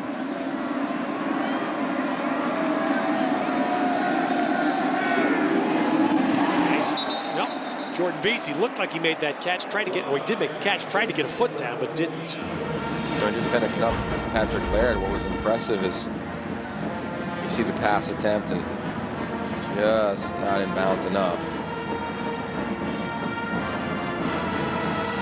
And the rule, obviously, you see the toe first. Heel toe means no. That was toe heel, didn't get it in. Yeah. Bowers to Wharton, 7th catch, and look at the spin. Wick Wharton. And a late hit, so there'll be a tack on, and this is going to push Cal down inside the 20. 7th catch for Wharton on 9 targets. Yeah. Vic Wharton, watch, change of direction. After the play, personal foul, late hit, defense number 33, a 15-yard penalty, first down. Really impressive job catching the ball, instantly changing directions. Hicks Onu struggles playing the corner today, hasn't played a lot there. And then, of course, the late hit, they're going to call that every single time. That's Jalen Moore. So Cal, with the combination, good pass play plus 15-yard tack on. Now they're inside the 20. Bowers is looking end zone and pulls the ball back and actually gains a little bit before Jonathan Willis brings him down. Trying to run a little double move on the outside. It was a post corner from Vic Wharton and Vesey, and Bowers hanging, waiting, nothing there, climbs the pocket. A nice job by him in the red zone, Ted. Red zone, a lot of times, the rule for quarterbacks is touchdown, check down. Don't throw a pick, don't take a sack, play smart football, live for another down. 2nd and 9 is that next opportunity. Empty backfield here is McMorris. I'm going to swing it out to Laird. Oh, wow. You saw that coming from up here. Bright Agwebu. And it is An unavoidable part of football, a vicious collision.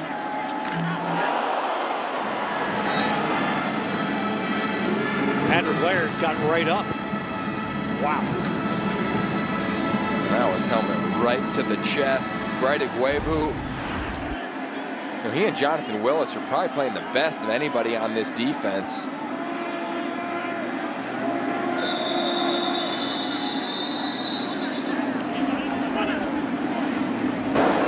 The previous play is under further review.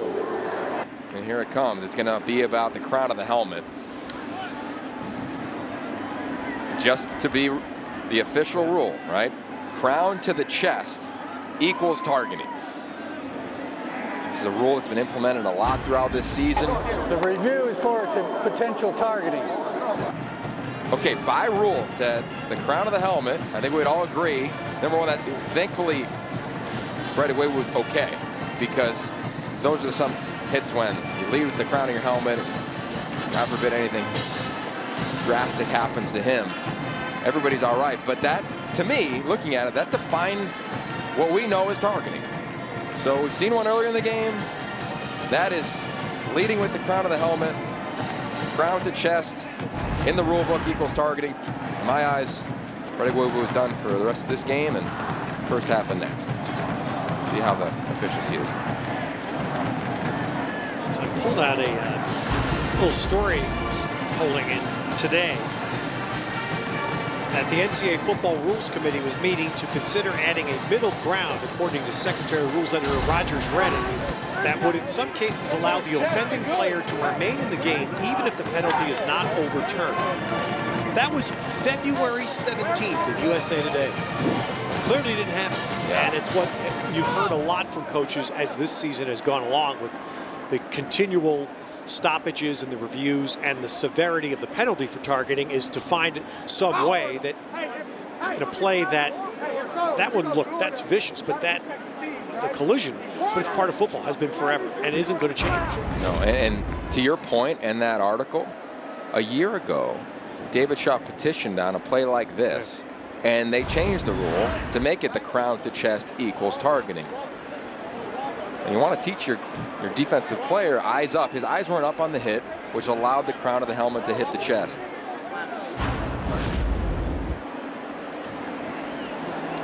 And so the reason I bring that point up is that after review, it was determined there was targeting by number one of the defense. Disqualified from the game. A 15-yard penalty will be enforced. First down.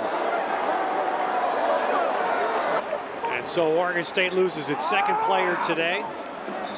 And this is, the reaction is, of course, why I have to believe there'll be conversation to revisit that concept again this offseason.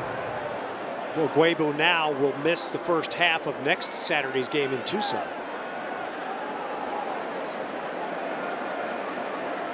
It's a frustrating rule, and I get it for fans. Probably lighting up social media right now, but it's the rule, and it's going to save the game in 5-10 years.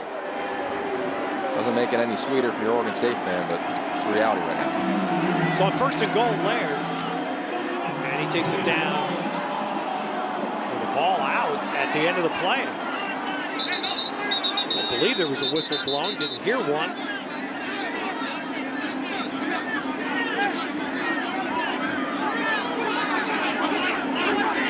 And Oregon State says they have it.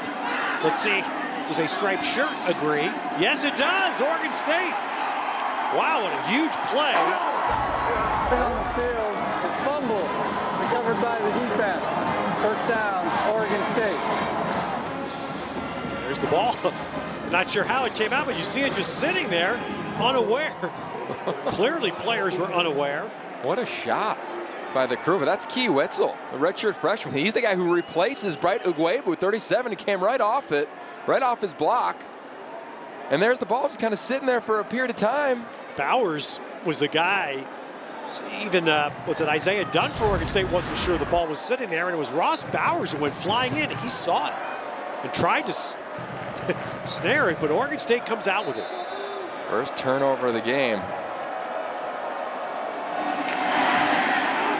And run for loss. Rubenzer in there to stop Ryan Nall. So Cal's plan today for 2 quarters plus a fraction of the third has worked against Ryan Nall. Yeah, they've moved enough up front in their front 7. Their defensive linemen have slanted one way or the other. Their linebackers have had a unique amount of pressures, 8 pressures in the first half. And they're utilizing now Luke Rubenzer down near the line of scrimmage, getting their safeties extremely involved in the run game.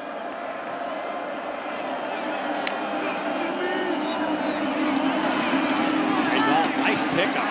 That ball was thrown low. He did a good job to catch that. It was not a good throw, but Nall turns it into a gain. Well, the Oregon State defensive play there to get that fumble. Beautiful.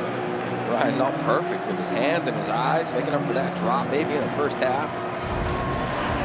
But here we are, 3rd down. Yeah, and a play after losing a guy on a targeting call, an important defender, to have that takeaway to save what seemed to be 7 points. That's huge for the Beavers. Now can they sustain something on offense? They need a big third. The Garrettson throw for it, no. High throw.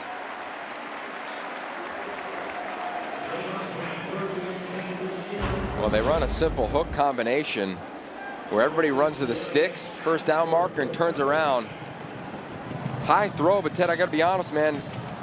Trevon Bradford is one of the favorite targets. Dale Garrison hits your hands. You got to make the play. I mean, this is a game. Neither team, Oregon State specifically, isn't having a lot of success in the passing attack. Got to help your quarterback out when you can.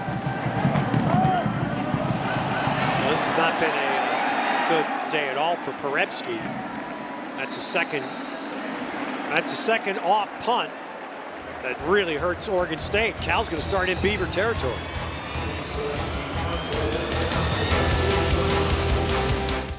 Well, a final in Pullman. Washington State scored the last touchdown on their home field. The Cougars beat Stanford. You see numbers there, and it's big. They corralled Bryce Love with 1 breakaway, but kept in check the rest. Luke Falk passed as we knew it was going to happen, just sheer volume. He was going to break all kinds of passing records, but there's what the North is like now. Washington plays, of course, at home tonight against Oregon.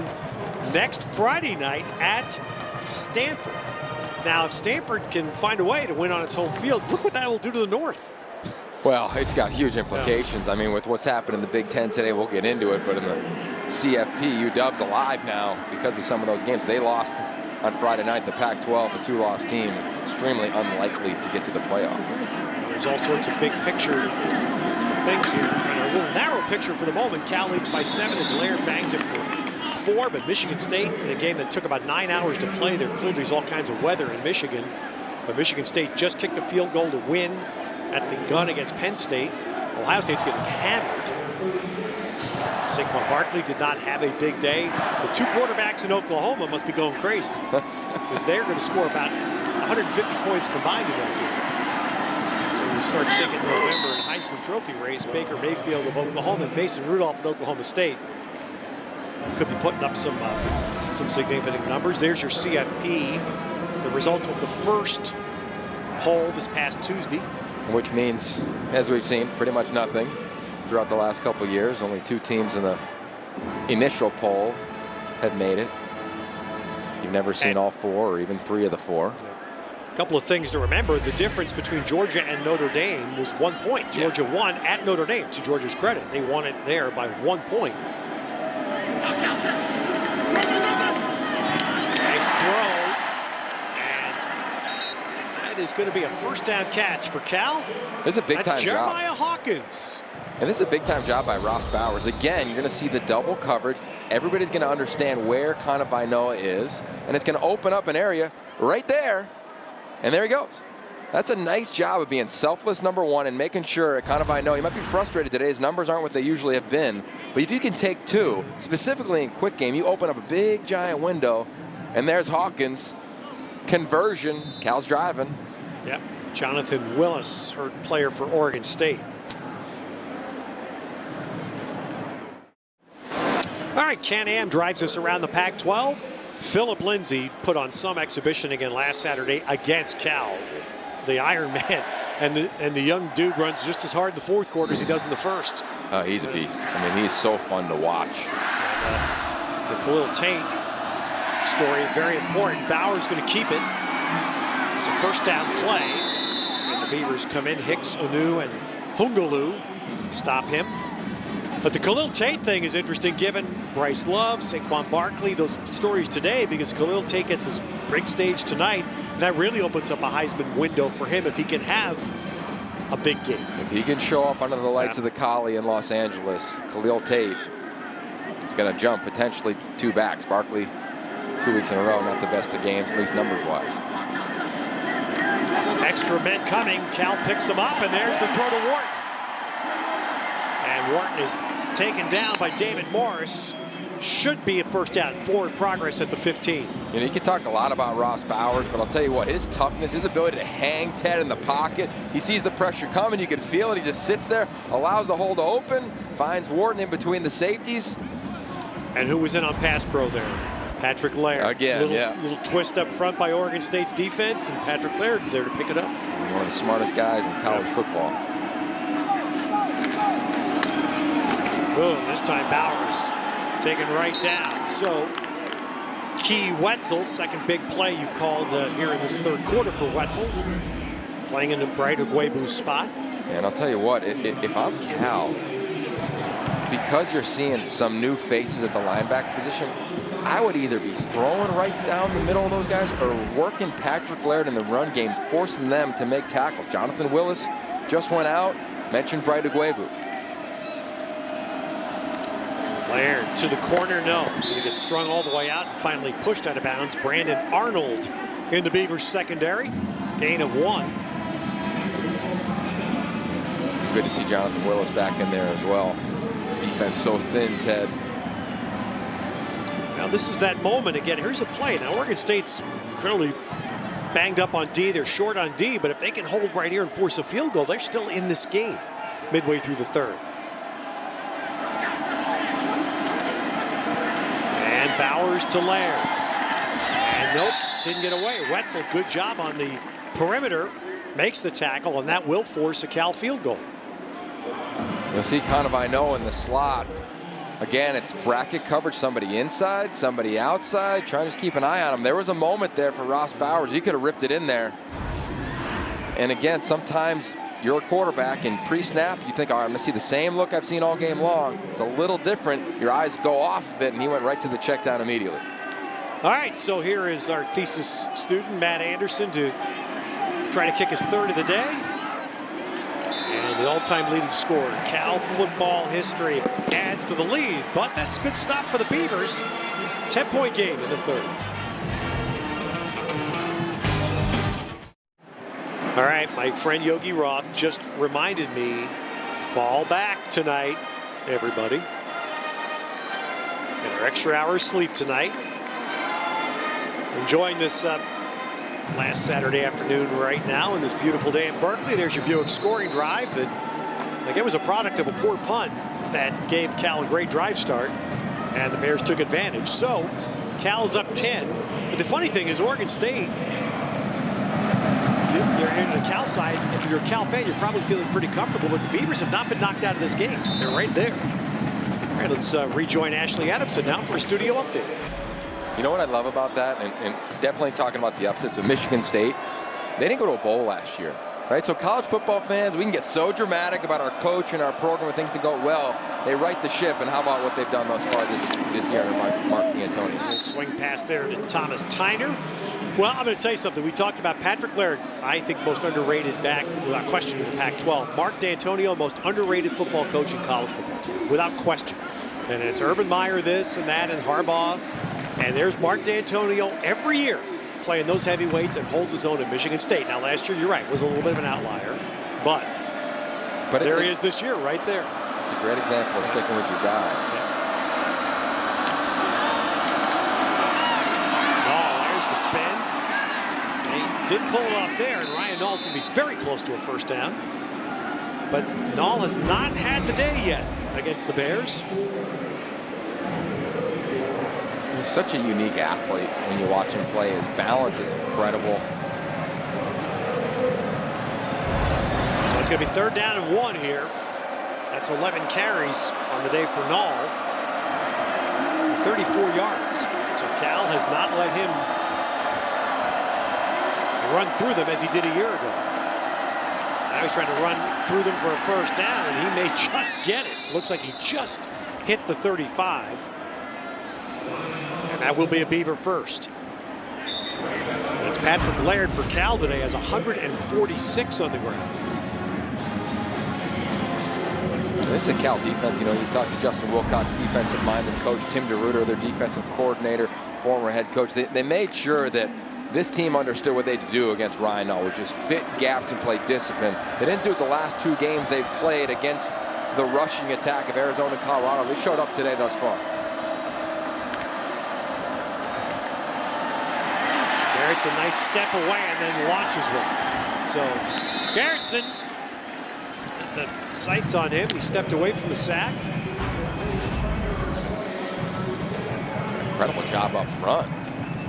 Tony McCary, not even touched. Just one subtle move, finds his way into the backfield. And right now, 2nd and long, I want to just get half, but they're going to have to, again, I go back to the tight end, Nungatoya. Noah Tomiai, to me, can work in between the hashes here against the backwards of Cal.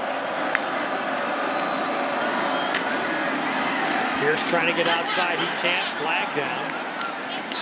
But to me, the challenge here, Yogi's very apparent for Oregon State. Cal has taken away its strength. And if they force you, I mean, if you force Oregon State to have to throw. Personal foul, face mask, defense number 11, a 15-yard penalty with an automatic first down. All right, so face mask there on Hamilton on Hawaii, which will give Oregon State a first down. But go back to the point, you know, it's the old story, make somebody beat, and I hate saying this because I'm one left-handed, play left-handed, but that's what they're forcing Oregon State to throw the ball. Yeah, and there's 2 elements of that. Obviously, the pass protection. You got to be accurate from Dale Garrettson. You got to make the play. You know, you got to drop already in this ball game from Bradford. They have to make some tough catches against contested man-to-man coverage for Oregon State to move the rock. And there's the Cal defense getting to Garrettson. And Ray Davison has been a big player for Cal this year. And that's the game. And sorry, Ted, that's exactly the games that we were talking about earlier. You see Ray Davison, you see James Looney. They bring a little pressure. They bring some from depth. Just can't protect it for Oregon State. Want to try to throw the football. Gus Lavaca had not given up a sack this year. Just gave one up there. So even tried to hold Davison at the very last just to save it. Couldn't. He had come in. Lavaca had come in this week and not allowed a sack this year. False start here.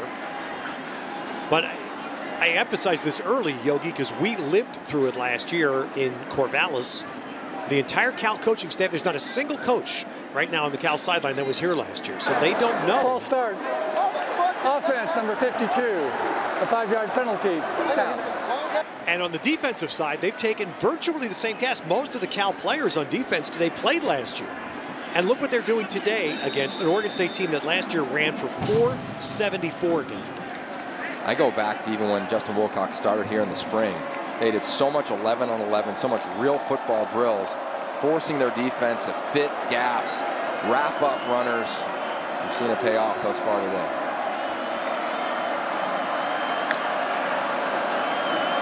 What a great wide 9 stance that was, and Garrettson trying to strike up the field. It does!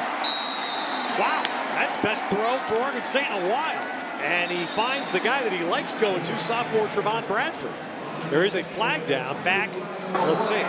Personal foul, roughing the passer, defense number 96. A 15-yard penalty will be added at the end of the play, an automatic first down. Well, Oregon State has a great chance to make this a real game here. And there's that late hit, same one that was called on the Beavers in the first half. Late hit on the quarterback, and so now Oregon State's at the Cal 13. An impressive job of just staying in the pocket. Wow. Exactly. Haven't seen much of that all season long. Last in the Pac-12 in explosive plays, only 23 coming into the game. Oregon State had 23 coming into the game. Bryce Love alone had 22 starting play today. The 4 of them today, as you just saw, this one's a huge one. This flips the field. Now the Beavers have to be a red zone team. They get it to Tongiai. They'll be down to the 5. Tartable on the Cal tackle.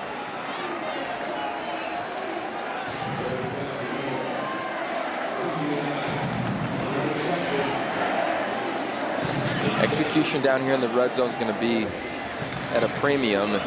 See Thomas Tyner enter the game. When he's in the game with Ryan Nall, that's what gives defensive coordinators issues, specifically down here inside the 10-yard line. You can't miss on a gap. Keep an eye on number 4. There's Thomas Tyner. 2 tight ends right. Timmy Hernandez is up to the top. They give it to Tyner on the fly sweep, and he's in for the Oregon State touchdown. Well, the Beavers dial up their biggest play of the day, a 33-yard pass to Bradford, and that sets up a touchdown, and the Beavers say game is on. We're in a similar play in terms of an end around a week ago against Stanford. What I love about this young man, one of the most dynamic athletes in the country, puts his right foot on the ground, spin tart ball around, touchdown. Extra point kicked through by Shuker. 2:09 in the third. And yeah, Oregon State has hung in there, and they are very much in it. 3-point game in Berkeley.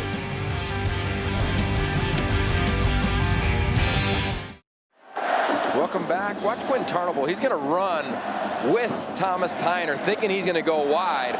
Tyner, the athlete that he is, not going where Tarnable thought he was. Wasn't there to fit the run. Nice job by the athleticism and recognition from Thomas Tyner, Ted. You could see vividly on that shot, Tarnable on his back turned. Yeah. So I'm sure Thomas Tyner saw his nameplate, Tarnable's nameplate, and said, I'll just run right up inside you. Yeah, you and I could have made that decision. Here's Ashton Davis. Ooh, a little hole there. Actually, not a little hole, a big hole there, and he's out across the 25. Let's go back and get another update. Ashley. All right, Ashley, the whole concept there fascinates me. Look, Oklahoma beat Ohio State, so they're going to have a huge resume point there that can't be challenged. But I'd be interested to see at some point in the whole CFP picture, at some point, do you have to play defense? Yeah. Is that required? No, I think you also at some point recognize that teams are who they are when they put themselves on tape. Ohio State didn't have a meaningful win. They only really played one impressive quarter of football against quality competition all season long. So I get they're a blue blood in college football. But if it wasn't for their, 19-point comeback in the fourth quarter against Penn State, and their defensive front's as good as anybody's, but they got work today. I think you got to talk about that conference as a whole. That was where I was going. 2nd down and 7 now after Laird got 3 for Cal. Laird helps pick it up. There's a pass to Singleton, and that'll be a Cal first down. So Laird stayed in the block there, and Bowers delivers to Brandon Singleton. Just to add back, for fairness sake, also mentioned today, Clemson and Notre Dame both are in the top 4, and they both won high-scoring games. Yep. Yeah, it's going to be interesting now. I mean, the drama's up. All right, first down for Cal. Bowers. That's a good job by Noah and by Bowers. I'd say one thing for Bowers today is since I've been on the Follow Cal tour here, this is the most accuracy I've seen from Ross Bowers in a game. Yeah, and puts that right where Noah can run with it. Perfect. You want to put it right near that front number. Noah, one of the more sure-handed guys in the Pac-12. But he's been really efficient. He hasn't made a lot of poor decisions throughout the afternoon. He's 21 out of 27 today. And it's worked. It's been two-handed. It's been Laird's running, setting up Cal's passing. And Laird goes over 150. And I think Laird took a little page from Ashton Davis and the hurdles right there. Watch him. That left leg go right up. See ya. Hicks Onu. He's sneaky athletic. And Bowers going for the end zone. Has VC. Touchdown.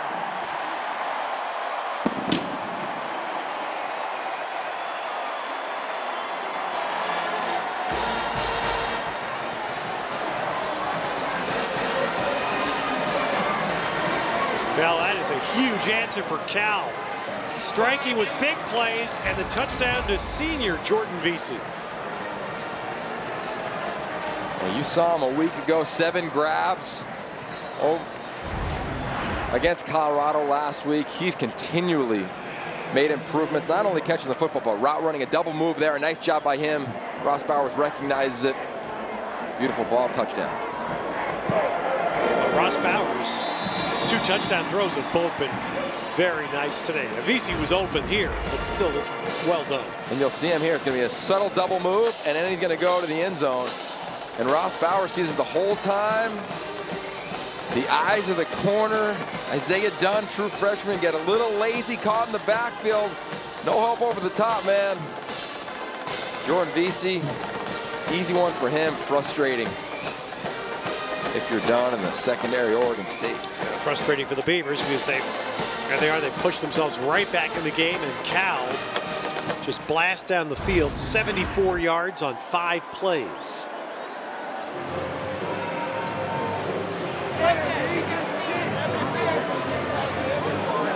Jordan Vesey going way back early in the year here for a game, and the coaches been very consistent about one thing. They said Jordan Vesey, because he's a big-bodied guy, they said needs to make contested catches. I've heard that once, I've heard that 20 times.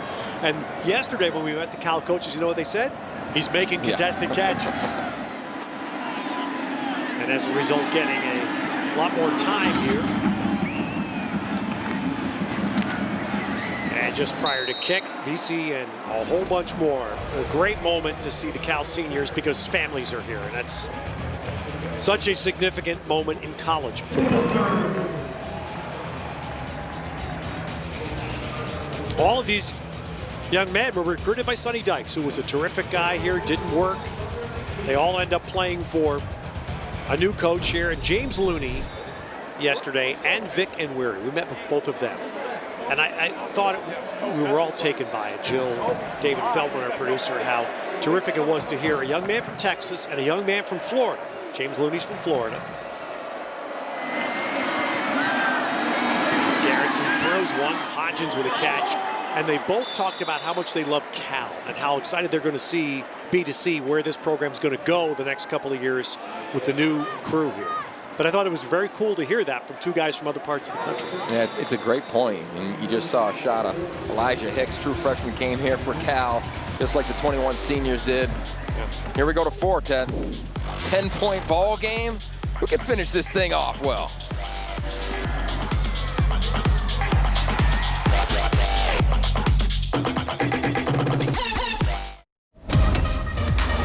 To the fourth quarter we go, but first our fueled moment presented by 76, and today one of those 21 Cal seniors, Matt Anderson, who's from the Bay Area, and today became the all-time leading scorer in Cal football history, surpassed Doug Bryant, who went on to be an NFL kicker, kicked the Super Bowl with San Francisco 49ers. Matt Anderson, as we referenced earlier, is getting a graduate degree here. He's in the process of writing a thesis addressing the role of institutions in college athletics today, and addressing, is it supposed to be the role of colleges, no matter what your chosen profession, to provide you something to get a job, thus addressing the one and done issue that's very much on the forefront, has been in college basketball. But anyways, fascinating because he's attacking the most pertinent contemporary issues. It's been impressive meeting with some of the 21 seniors here for Cal, because I think they've all said, you know what, football's given us a lot, but we're going to make sure that we can utilize football to meet people, make contacts. Luke Rebenzer playing safety right now, number 8. He's told it to us yesterday after practice. He's trying to finish this one off in their final game at home. So 3rd down for Oregon State. 3rd and 4.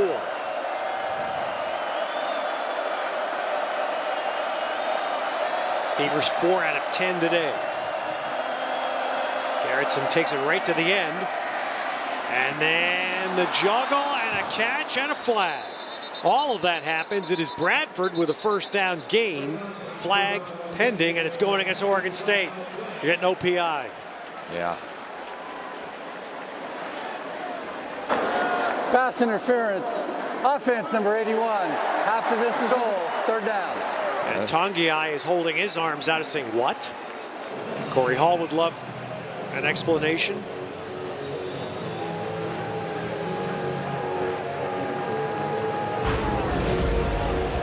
Yeah, you'll see it, Tongiai. It's the old pick play. Oh, yeah. That's tough in my eyes. Runs right into Kanashik. That's far enough beyond the line of scrimmage to be vulnerable. I don't know. I think that's when you have to call. Yeah.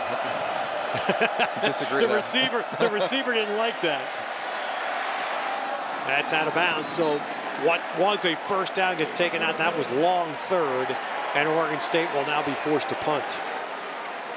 Tanguy still complaining. Well, he's frustrated because when you're on those crossing routes, a lot of times pick plays get called, right? Yes. And it wasn't that because he didn't touch the defender who was covering Bradford. He hit the guy who was covering him. And I think that's where he was kind of curious if it was just contact that sometimes happens on those crossing routes naturally. But I do think for Oregon State, they would really get back in this thing because it's obviously when within striking distance, Darryl Garrett's going to have to complete 2 big-time throws in the remainder of this ballgame.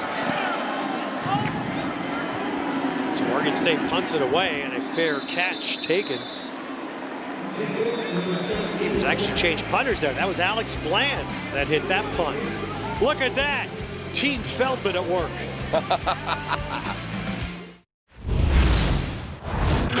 Cal hosts Oregon State. And Knoll catches a floating and pass for a touchdown.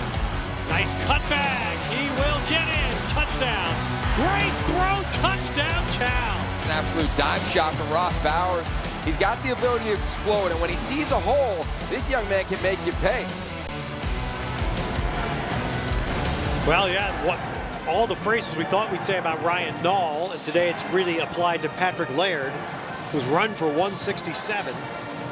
And a touchdown has also caught 5, although short yardage on the receptions. So Cal with the ball and a 10-point lead.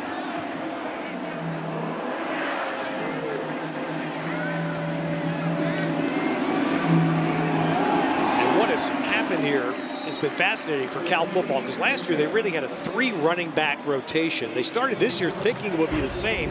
Patrick Laird's turned it into a one-man show. Yeah, and I'll tell you what, every time he scores, he allows himself to read another book. I hope he gives a copy of that book to Malik McMorris, because Malik McMorris quietly is an offensive MVP in this game. And Laird runs it for a first down to the Oregon State 40. I mean, just watch Malik McMorris. He's such a technician. You know, not the biggest of guys. You see him just put his hands inside right there. That allows Patrick Laird to have great vision of trust. Okay, I can always find big number 99's backside and just run right behind it. Look at McMorris pulling and going out of a pattern. And the throw instead goes to Noah, who's going to be down near the 20. Now this is Cal football, and you have to think it starts with the Laird running, but this is Cal football, is offense operating at peak efficiency. Yeah, it's as efficient as Bo Baldwin can possibly think about right now, and I really think you look at all the things. Flags down here as Laird going to get stopped up there after about 2, maybe 3 yards.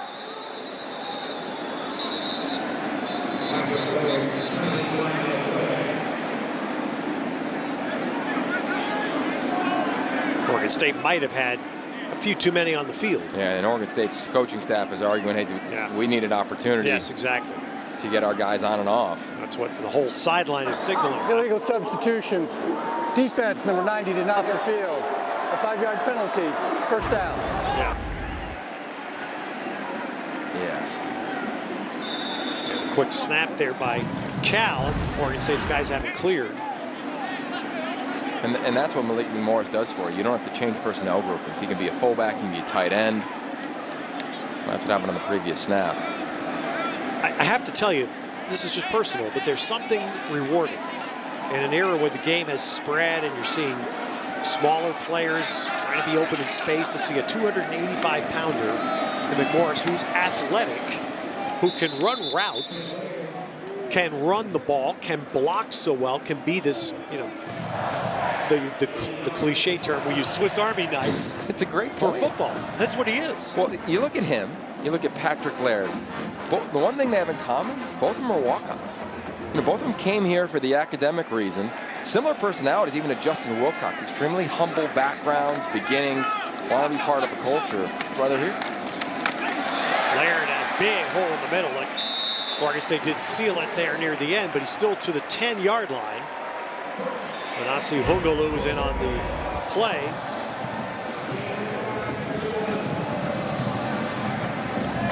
So it's going to be first down, not goal. First and 10 at the 11. So Patrick Laird is doing to Oregon State what Ryan Nall has done to so many opponents. He is controlling the game on the ground. 27 for 186 and carry 28. Takes it inside the 10, and this is what Philip Lindsay did to Cal last week in Boulder. And in the fourth quarter, when you thought, man, he's had enough. No, he's still running strong. These two teams have struggled stopping the run. Oregon State had the most recent success holding Stanford to 81 yards on the ground. But today, the O-line, which is a mixed bag for Cal, has had success. And now Nwaneri. Well, there's a nice moment. Senior touchdown.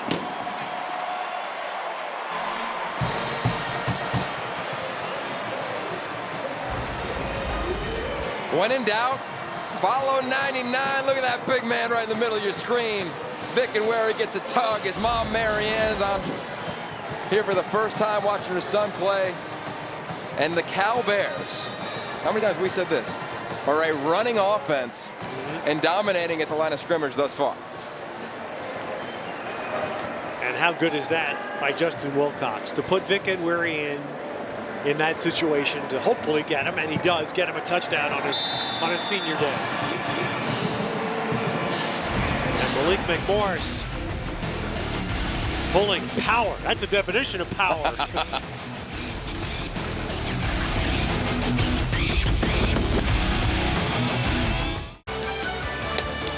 All right, late afternoon, settling in over the bay. Cal reestablishing command, they hope.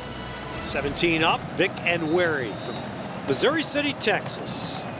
Family was impacted by the hurricane. His house was impacted, but nothing that could not be repaired, which was great news. Something that so many great football players from the Houston area. It was a big story all during the early part of this season. And the return by Artavis Pierce for Oregon State to the 15. Well, the Beavers started the day with an opening drive for a touchdown, and it was capped off by our well-orchestrated play from CDW. Oh, this is absolutely beautiful. You think, okay, you're going to throw a little bubble screen. No, that's not true. Wally Matangi decides he's going to throw it back. Not necessarily the prettiest ball we've seen all weekend, but enough to get there for Ryan Nall. Trick play, explosive play, touchdown pass. Beavers got going early. Variety of different formations, personnel groupings, creativity. They're going to need some of that here in the fourth with 10:25 remaining. And now in a 3-score hole, and the first play is a loss, and a big one. Garrettson has thrown 20 passes today, completing 10 for 112, but Oregon State is really playing handcuffed in the second half because they just haven't done what they would normally do best. Yeah, when Oregon State can dictate terms, and they did that against Colorado to a degree, they did it against Stanford. That's how they play the game. They got to run the football, control the clock. Now they're going to have to rely on the arm of Dale Garrettson and some explosive plays. Swing here to Ryan Nall. And one hurdle, but Cal pursuit to the ball. Good. Nall's driven out near the 15. Elijah Hicks, true freshman, meet Ryan Nall. About to make a play. You're going to go tackle him. I'd go low, too. If I was a true freshman against Ryan Nall. See the athleticism.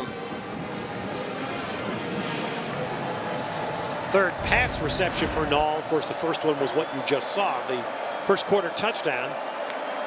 But just 35 rush yards on 12 carries.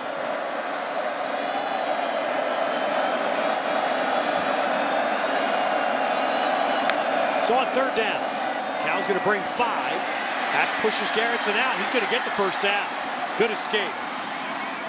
Cal brought an extra man, and Garrettson found that little route to get out, and a huge expanse on the right side. So play quarterback here, and you're going to see Alex Funches right. He drops into a zone exactly where Garrettson wants to throw. Says, okay, nothing's there. Let me tuck it and run it. But point being, Cal's doing a nice job on their defensive front of changing things up. We talked about it from the top. The games that they would play on that D-line to try to slow down Ryan Nall, they're continuing those, and even getting a little more elaborate here in the fourth quarter, stopping the passing game.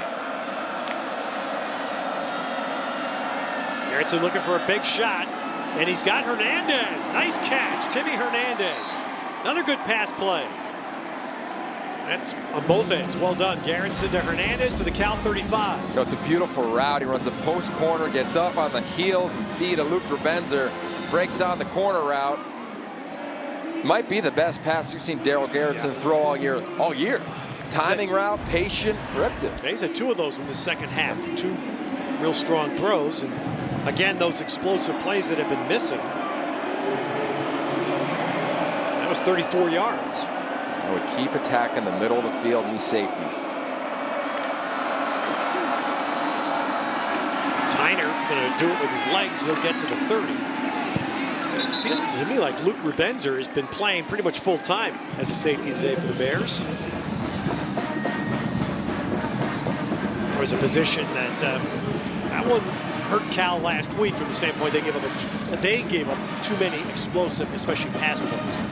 Former quarterback, record-setting quarterback, won multiple state titles in high school outside of the Scottsdale community. Good to see him back healthy.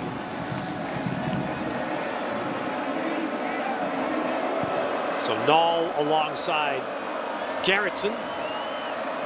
Cal bringing extra men, middle throw to Nall.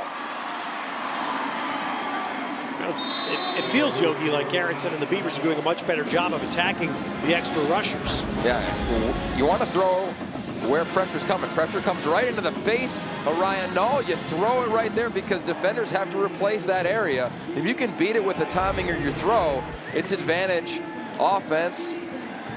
Well-designed plan again, attacking the middle of the field. I think that's an advantage for Oregon State. So those are the rush totals. You see the dramatic difference. Nall does get 17 on that pass. He's caught 5 passes now. That's actually been more productive. And that looked like the good slant for a touchdown, but Bradford didn't haul it in at the 2.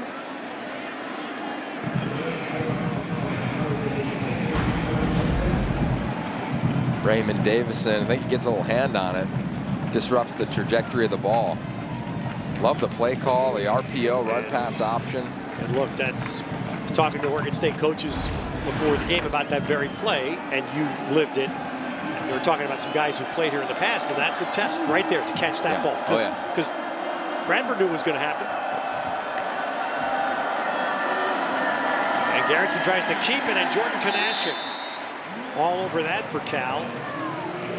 He'll be back next year. Boy, has he had a terrific run here a couple of weeks. Kanashik, last 2 weeks, 30 tackles total for the Bears. You know, he's got such great focus to him, too. You know, he's an absolute film junkie. Said he admires Luke Kuechly, watches every one of his snaps.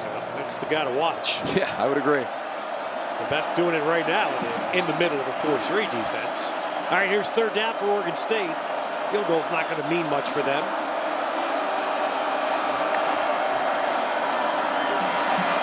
And Garrettson has time, but nowhere to really go. Timmy Hernandez covered pretty well, and that'll bring up 4th down. Now, it's tough for Corey Hall because you need 10, but it's hard to see a field goal helping very much. Yep, that's where he's going. Yeah, and I understand the argument right there from Timmy Hernandez going up against Cameron Bynum.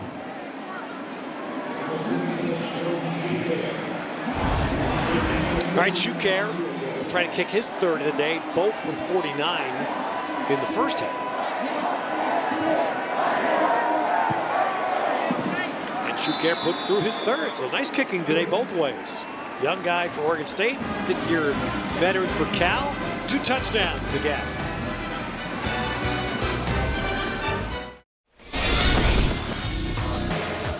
All right, our player of the game, presented by Ace Hardware, Patrick Laird, creeping up the Pac-12 rushing ranks, and he was not a starting running back to begin the year. In fact, he was the 3rd running back at the start of the year here.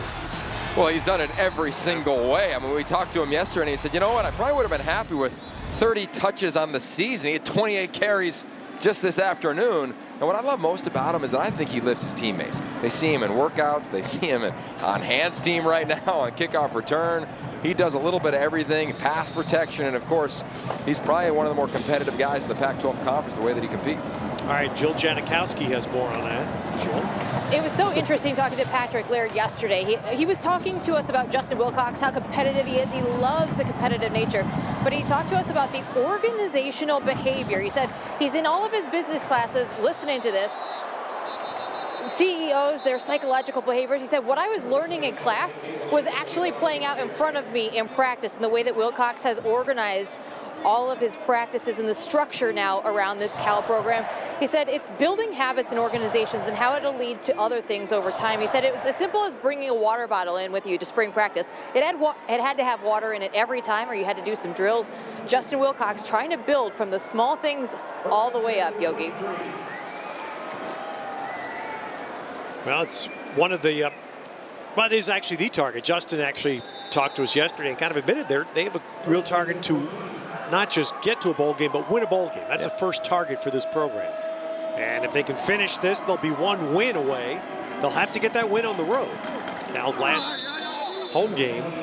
They're off next week, and then they play at Stanford in the big game and at UCLA. And the UCLA game will be a Friday, Thanksgiving weekend.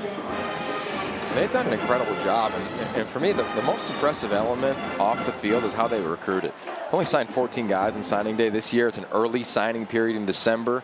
It's going to be a really attractive place for recruits academically. We talked about the seniors and what it means to them coming here just for the class schedule, the workload, what a degree can do for you, but also on the football. This is going to become a real appealing place for both sides of the ball.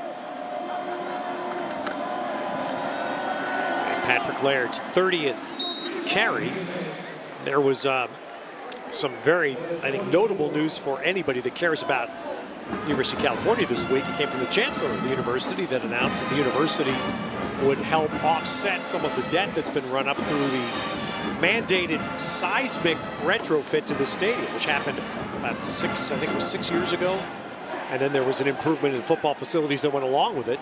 But it's created an athletic budget deficit here that was endangering sports at a university that's very proud of its broad-based athletic program. Well, that announcement this week by the chancellor, you see, was, I think, a great relief, at least for the short term. There's a throw to Laird, and that's going to be a good first down. So Laird as a runner, Laird as a receiver. Third leading receiver on this team coming into the game.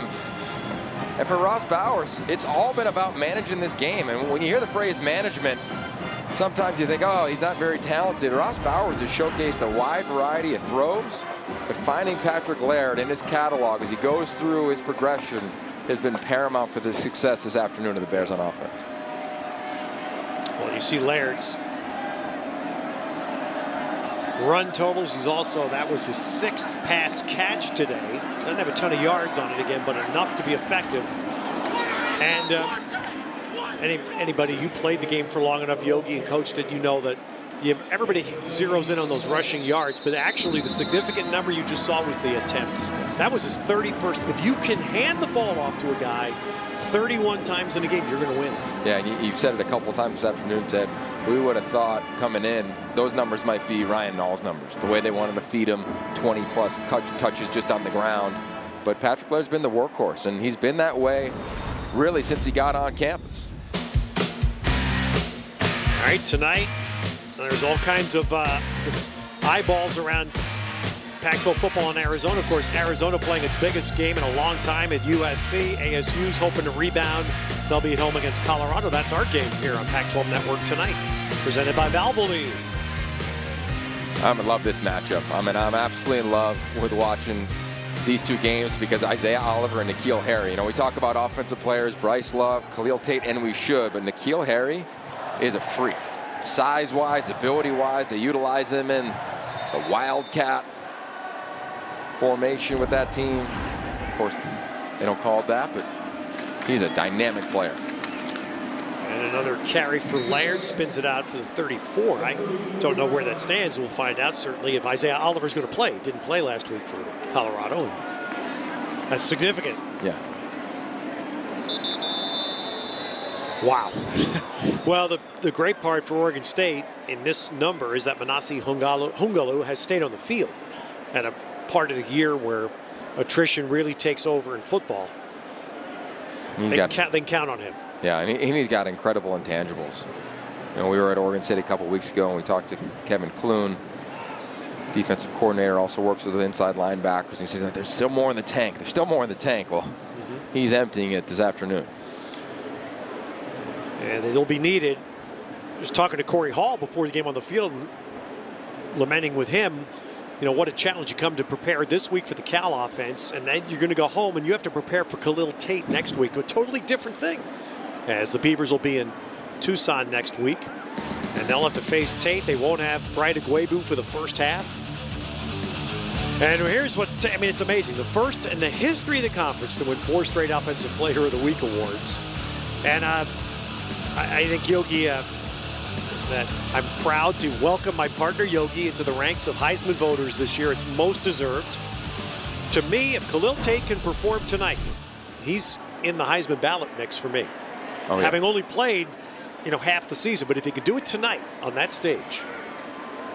Coming home, a guy that wasn't really recruited by SC, definitely not at the quarterback position.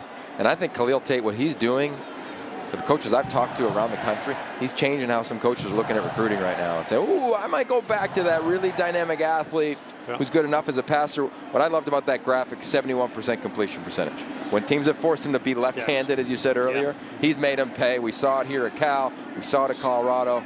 Might see it tonight. Hey, listen, force everybody to be left-handed like Steve Young. That's okay, right. That's that worked. All right, you see Cal letting some time go here, under 3 minutes. And a jump. That's 3rd down and 6. So let's see which way this is judged. Could give Cal a very short 3rd down, which would help them run out the remaining time.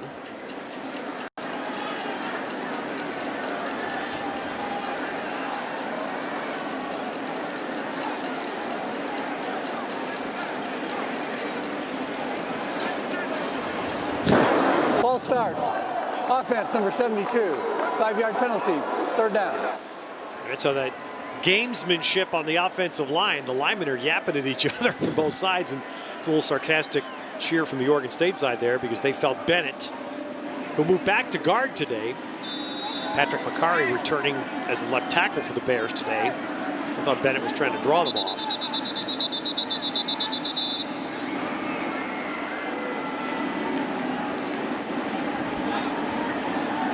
Please reset the clock to 2:51 and start on the snap. You know how Khalil Tate's impact was? So I was in Tucson Wednesday night for basketball on the Pac-12 network, and I go into a restaurant and have lunch. I had 2 people come up and ask me about Khalil Tate. That doesn't happen in Tucson in basketball season, right? Yeah, you're exactly right, especially when they're getting going.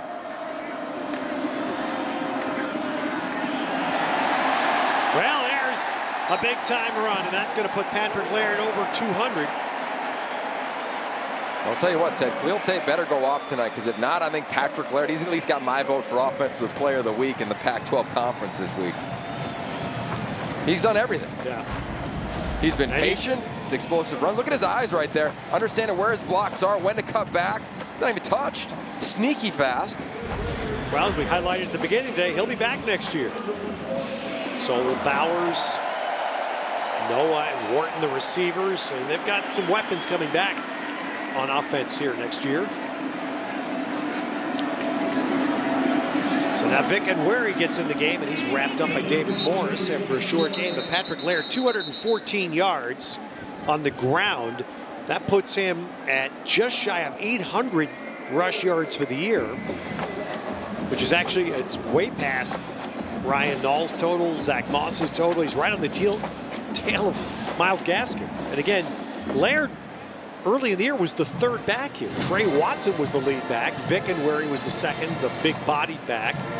And Patrick Laird, the 2nd game of the year, went for what, 191 here, I think it was, against Weber State. And that sort of elevated him. He just, Justin Wilcox said, we've been really taken by the fact this guy can go outside and make something happen. You look at him, and it's the stereotype. You know, he's going to be a tough inside runner. Right. Patrick Laird has a lot more speed, as you talked about. He's not a fullback. No, he's an explosive playmaker for this team, and what I love about him is I think he defines the resiliency of this team. You know, this team does not hurt themselves. A week ago, you were there. You called the Colorado game probably the most atypical Cal game under Justin Wilcox all season long. They come back, respond in a nice fashion, led by the running back. Now Vic and Weary takes it down for a Cal first down. And, of course, what made last week atypical was the defensive shortcomings. And that was the characteristic of the last 4 years here. There was fabulous offense, but not a whole lot of defense. And that's what I think has excited Cal fans this year, in my view, is that Justin Wilcox has brought balance into the picture. Better defense. Well, his repertoire and his reputation, even when he came here, was a linebacker coach years ago, and then went on the defensive coordinator path, Boise State, Tennessee, Washington, SC, Wisconsin, then here in his first head coaching opportunity. Really, in one spring, changed how this team attacks defensive football and the focus that's on it.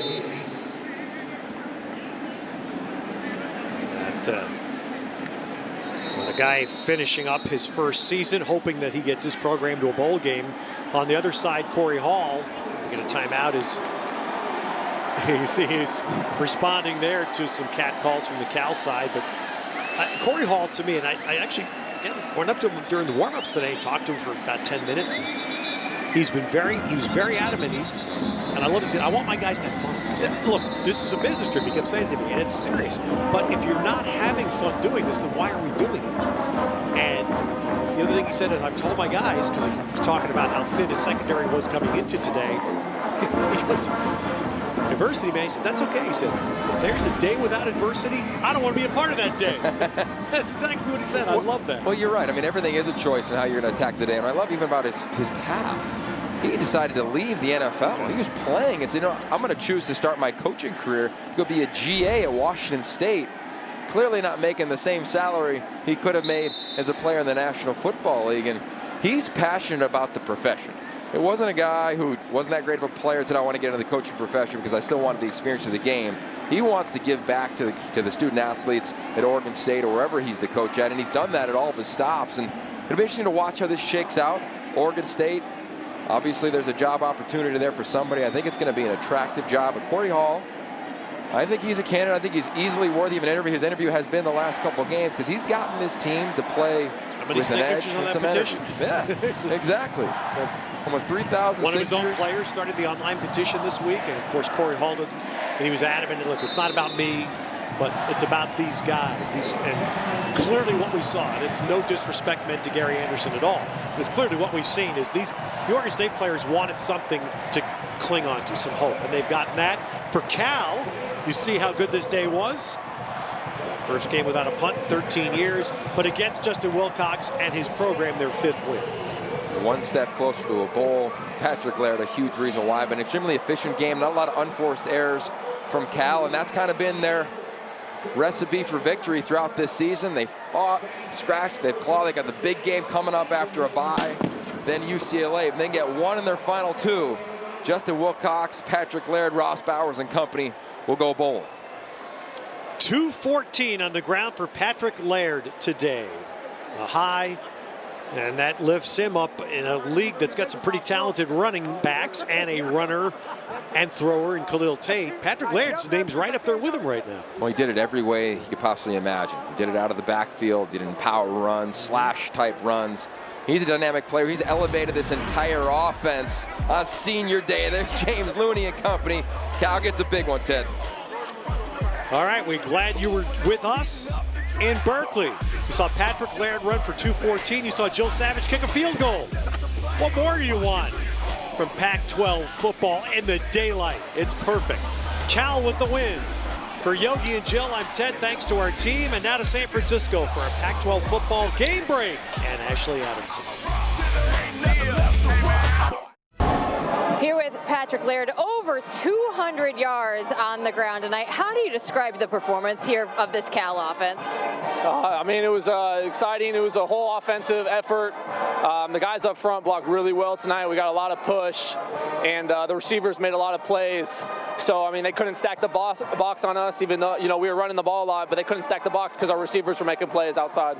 How do you describe this team? I mean, there was one week where the offense didn't get 100 yards. And then you come out and you guys are still able able to put this kind of a season together. What does that say? I mean, we're still working on being consistent, but we all love playing for each other. And we're growing something special here, and that's what I'm excited about. It was Halloween this week. Yeah. Patrick Laird is so popular that all of the kids want to dress up as Patrick. It was an amazing thing. We saw your sisters tweet it out, correct? And they were putting it out there. What was it like when you saw that little guy dressing up as Patrick Laird? Someone contacted my little sister, letting me know that this little kid was dressing up as me for Halloween, and they invited me to go surprise him. And so I went to his first grade classroom, and it was kind of surreal. It was a great experience, and I love meeting little kids like that. Not bad for the guy who came in third on the depth chart in the running backs room there at Cal. Congratulations. Thank you, I appreciate it. Guys? Here with the kicking guru, Matt Anderson, you overtook Doug Bryan's record.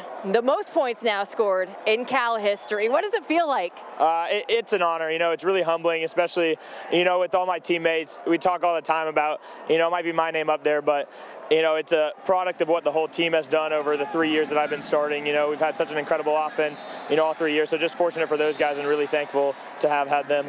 And it's senior day here at Memorial Stadium. You get it done on senior day. What's it like knowing that this is the last experience that you're going to have here at Memorial Stadium? It's emotional. It's kind of been an emotional week knowing this is the last time I was ever going to play in front of the home crowd, at California Memorial Stadium, which is such an incredible place to play, with all my friends and family. Just so happy that I could do something like that at home. Obviously an honor wherever I did it, but was even more special to be able to do it at home. All right, now you taught me how to kick a field goal in about 20 minutes. Yeah. I don't know how you were able to do it, but looking back on that, how do you judge the performance? Oh, I think it was excellent. It hit the crossbar twice. I can't do that. So I think, you've done something that most kickers can't do. So you got to be proud of that. And it wasn't fake then because it hit the crossbar twice. It was You not can't fake at all. pretend that. No, you cannot make that up. Thanks for your time. Yeah. Congratulations. Thank you so much. Back to you guys. Jill.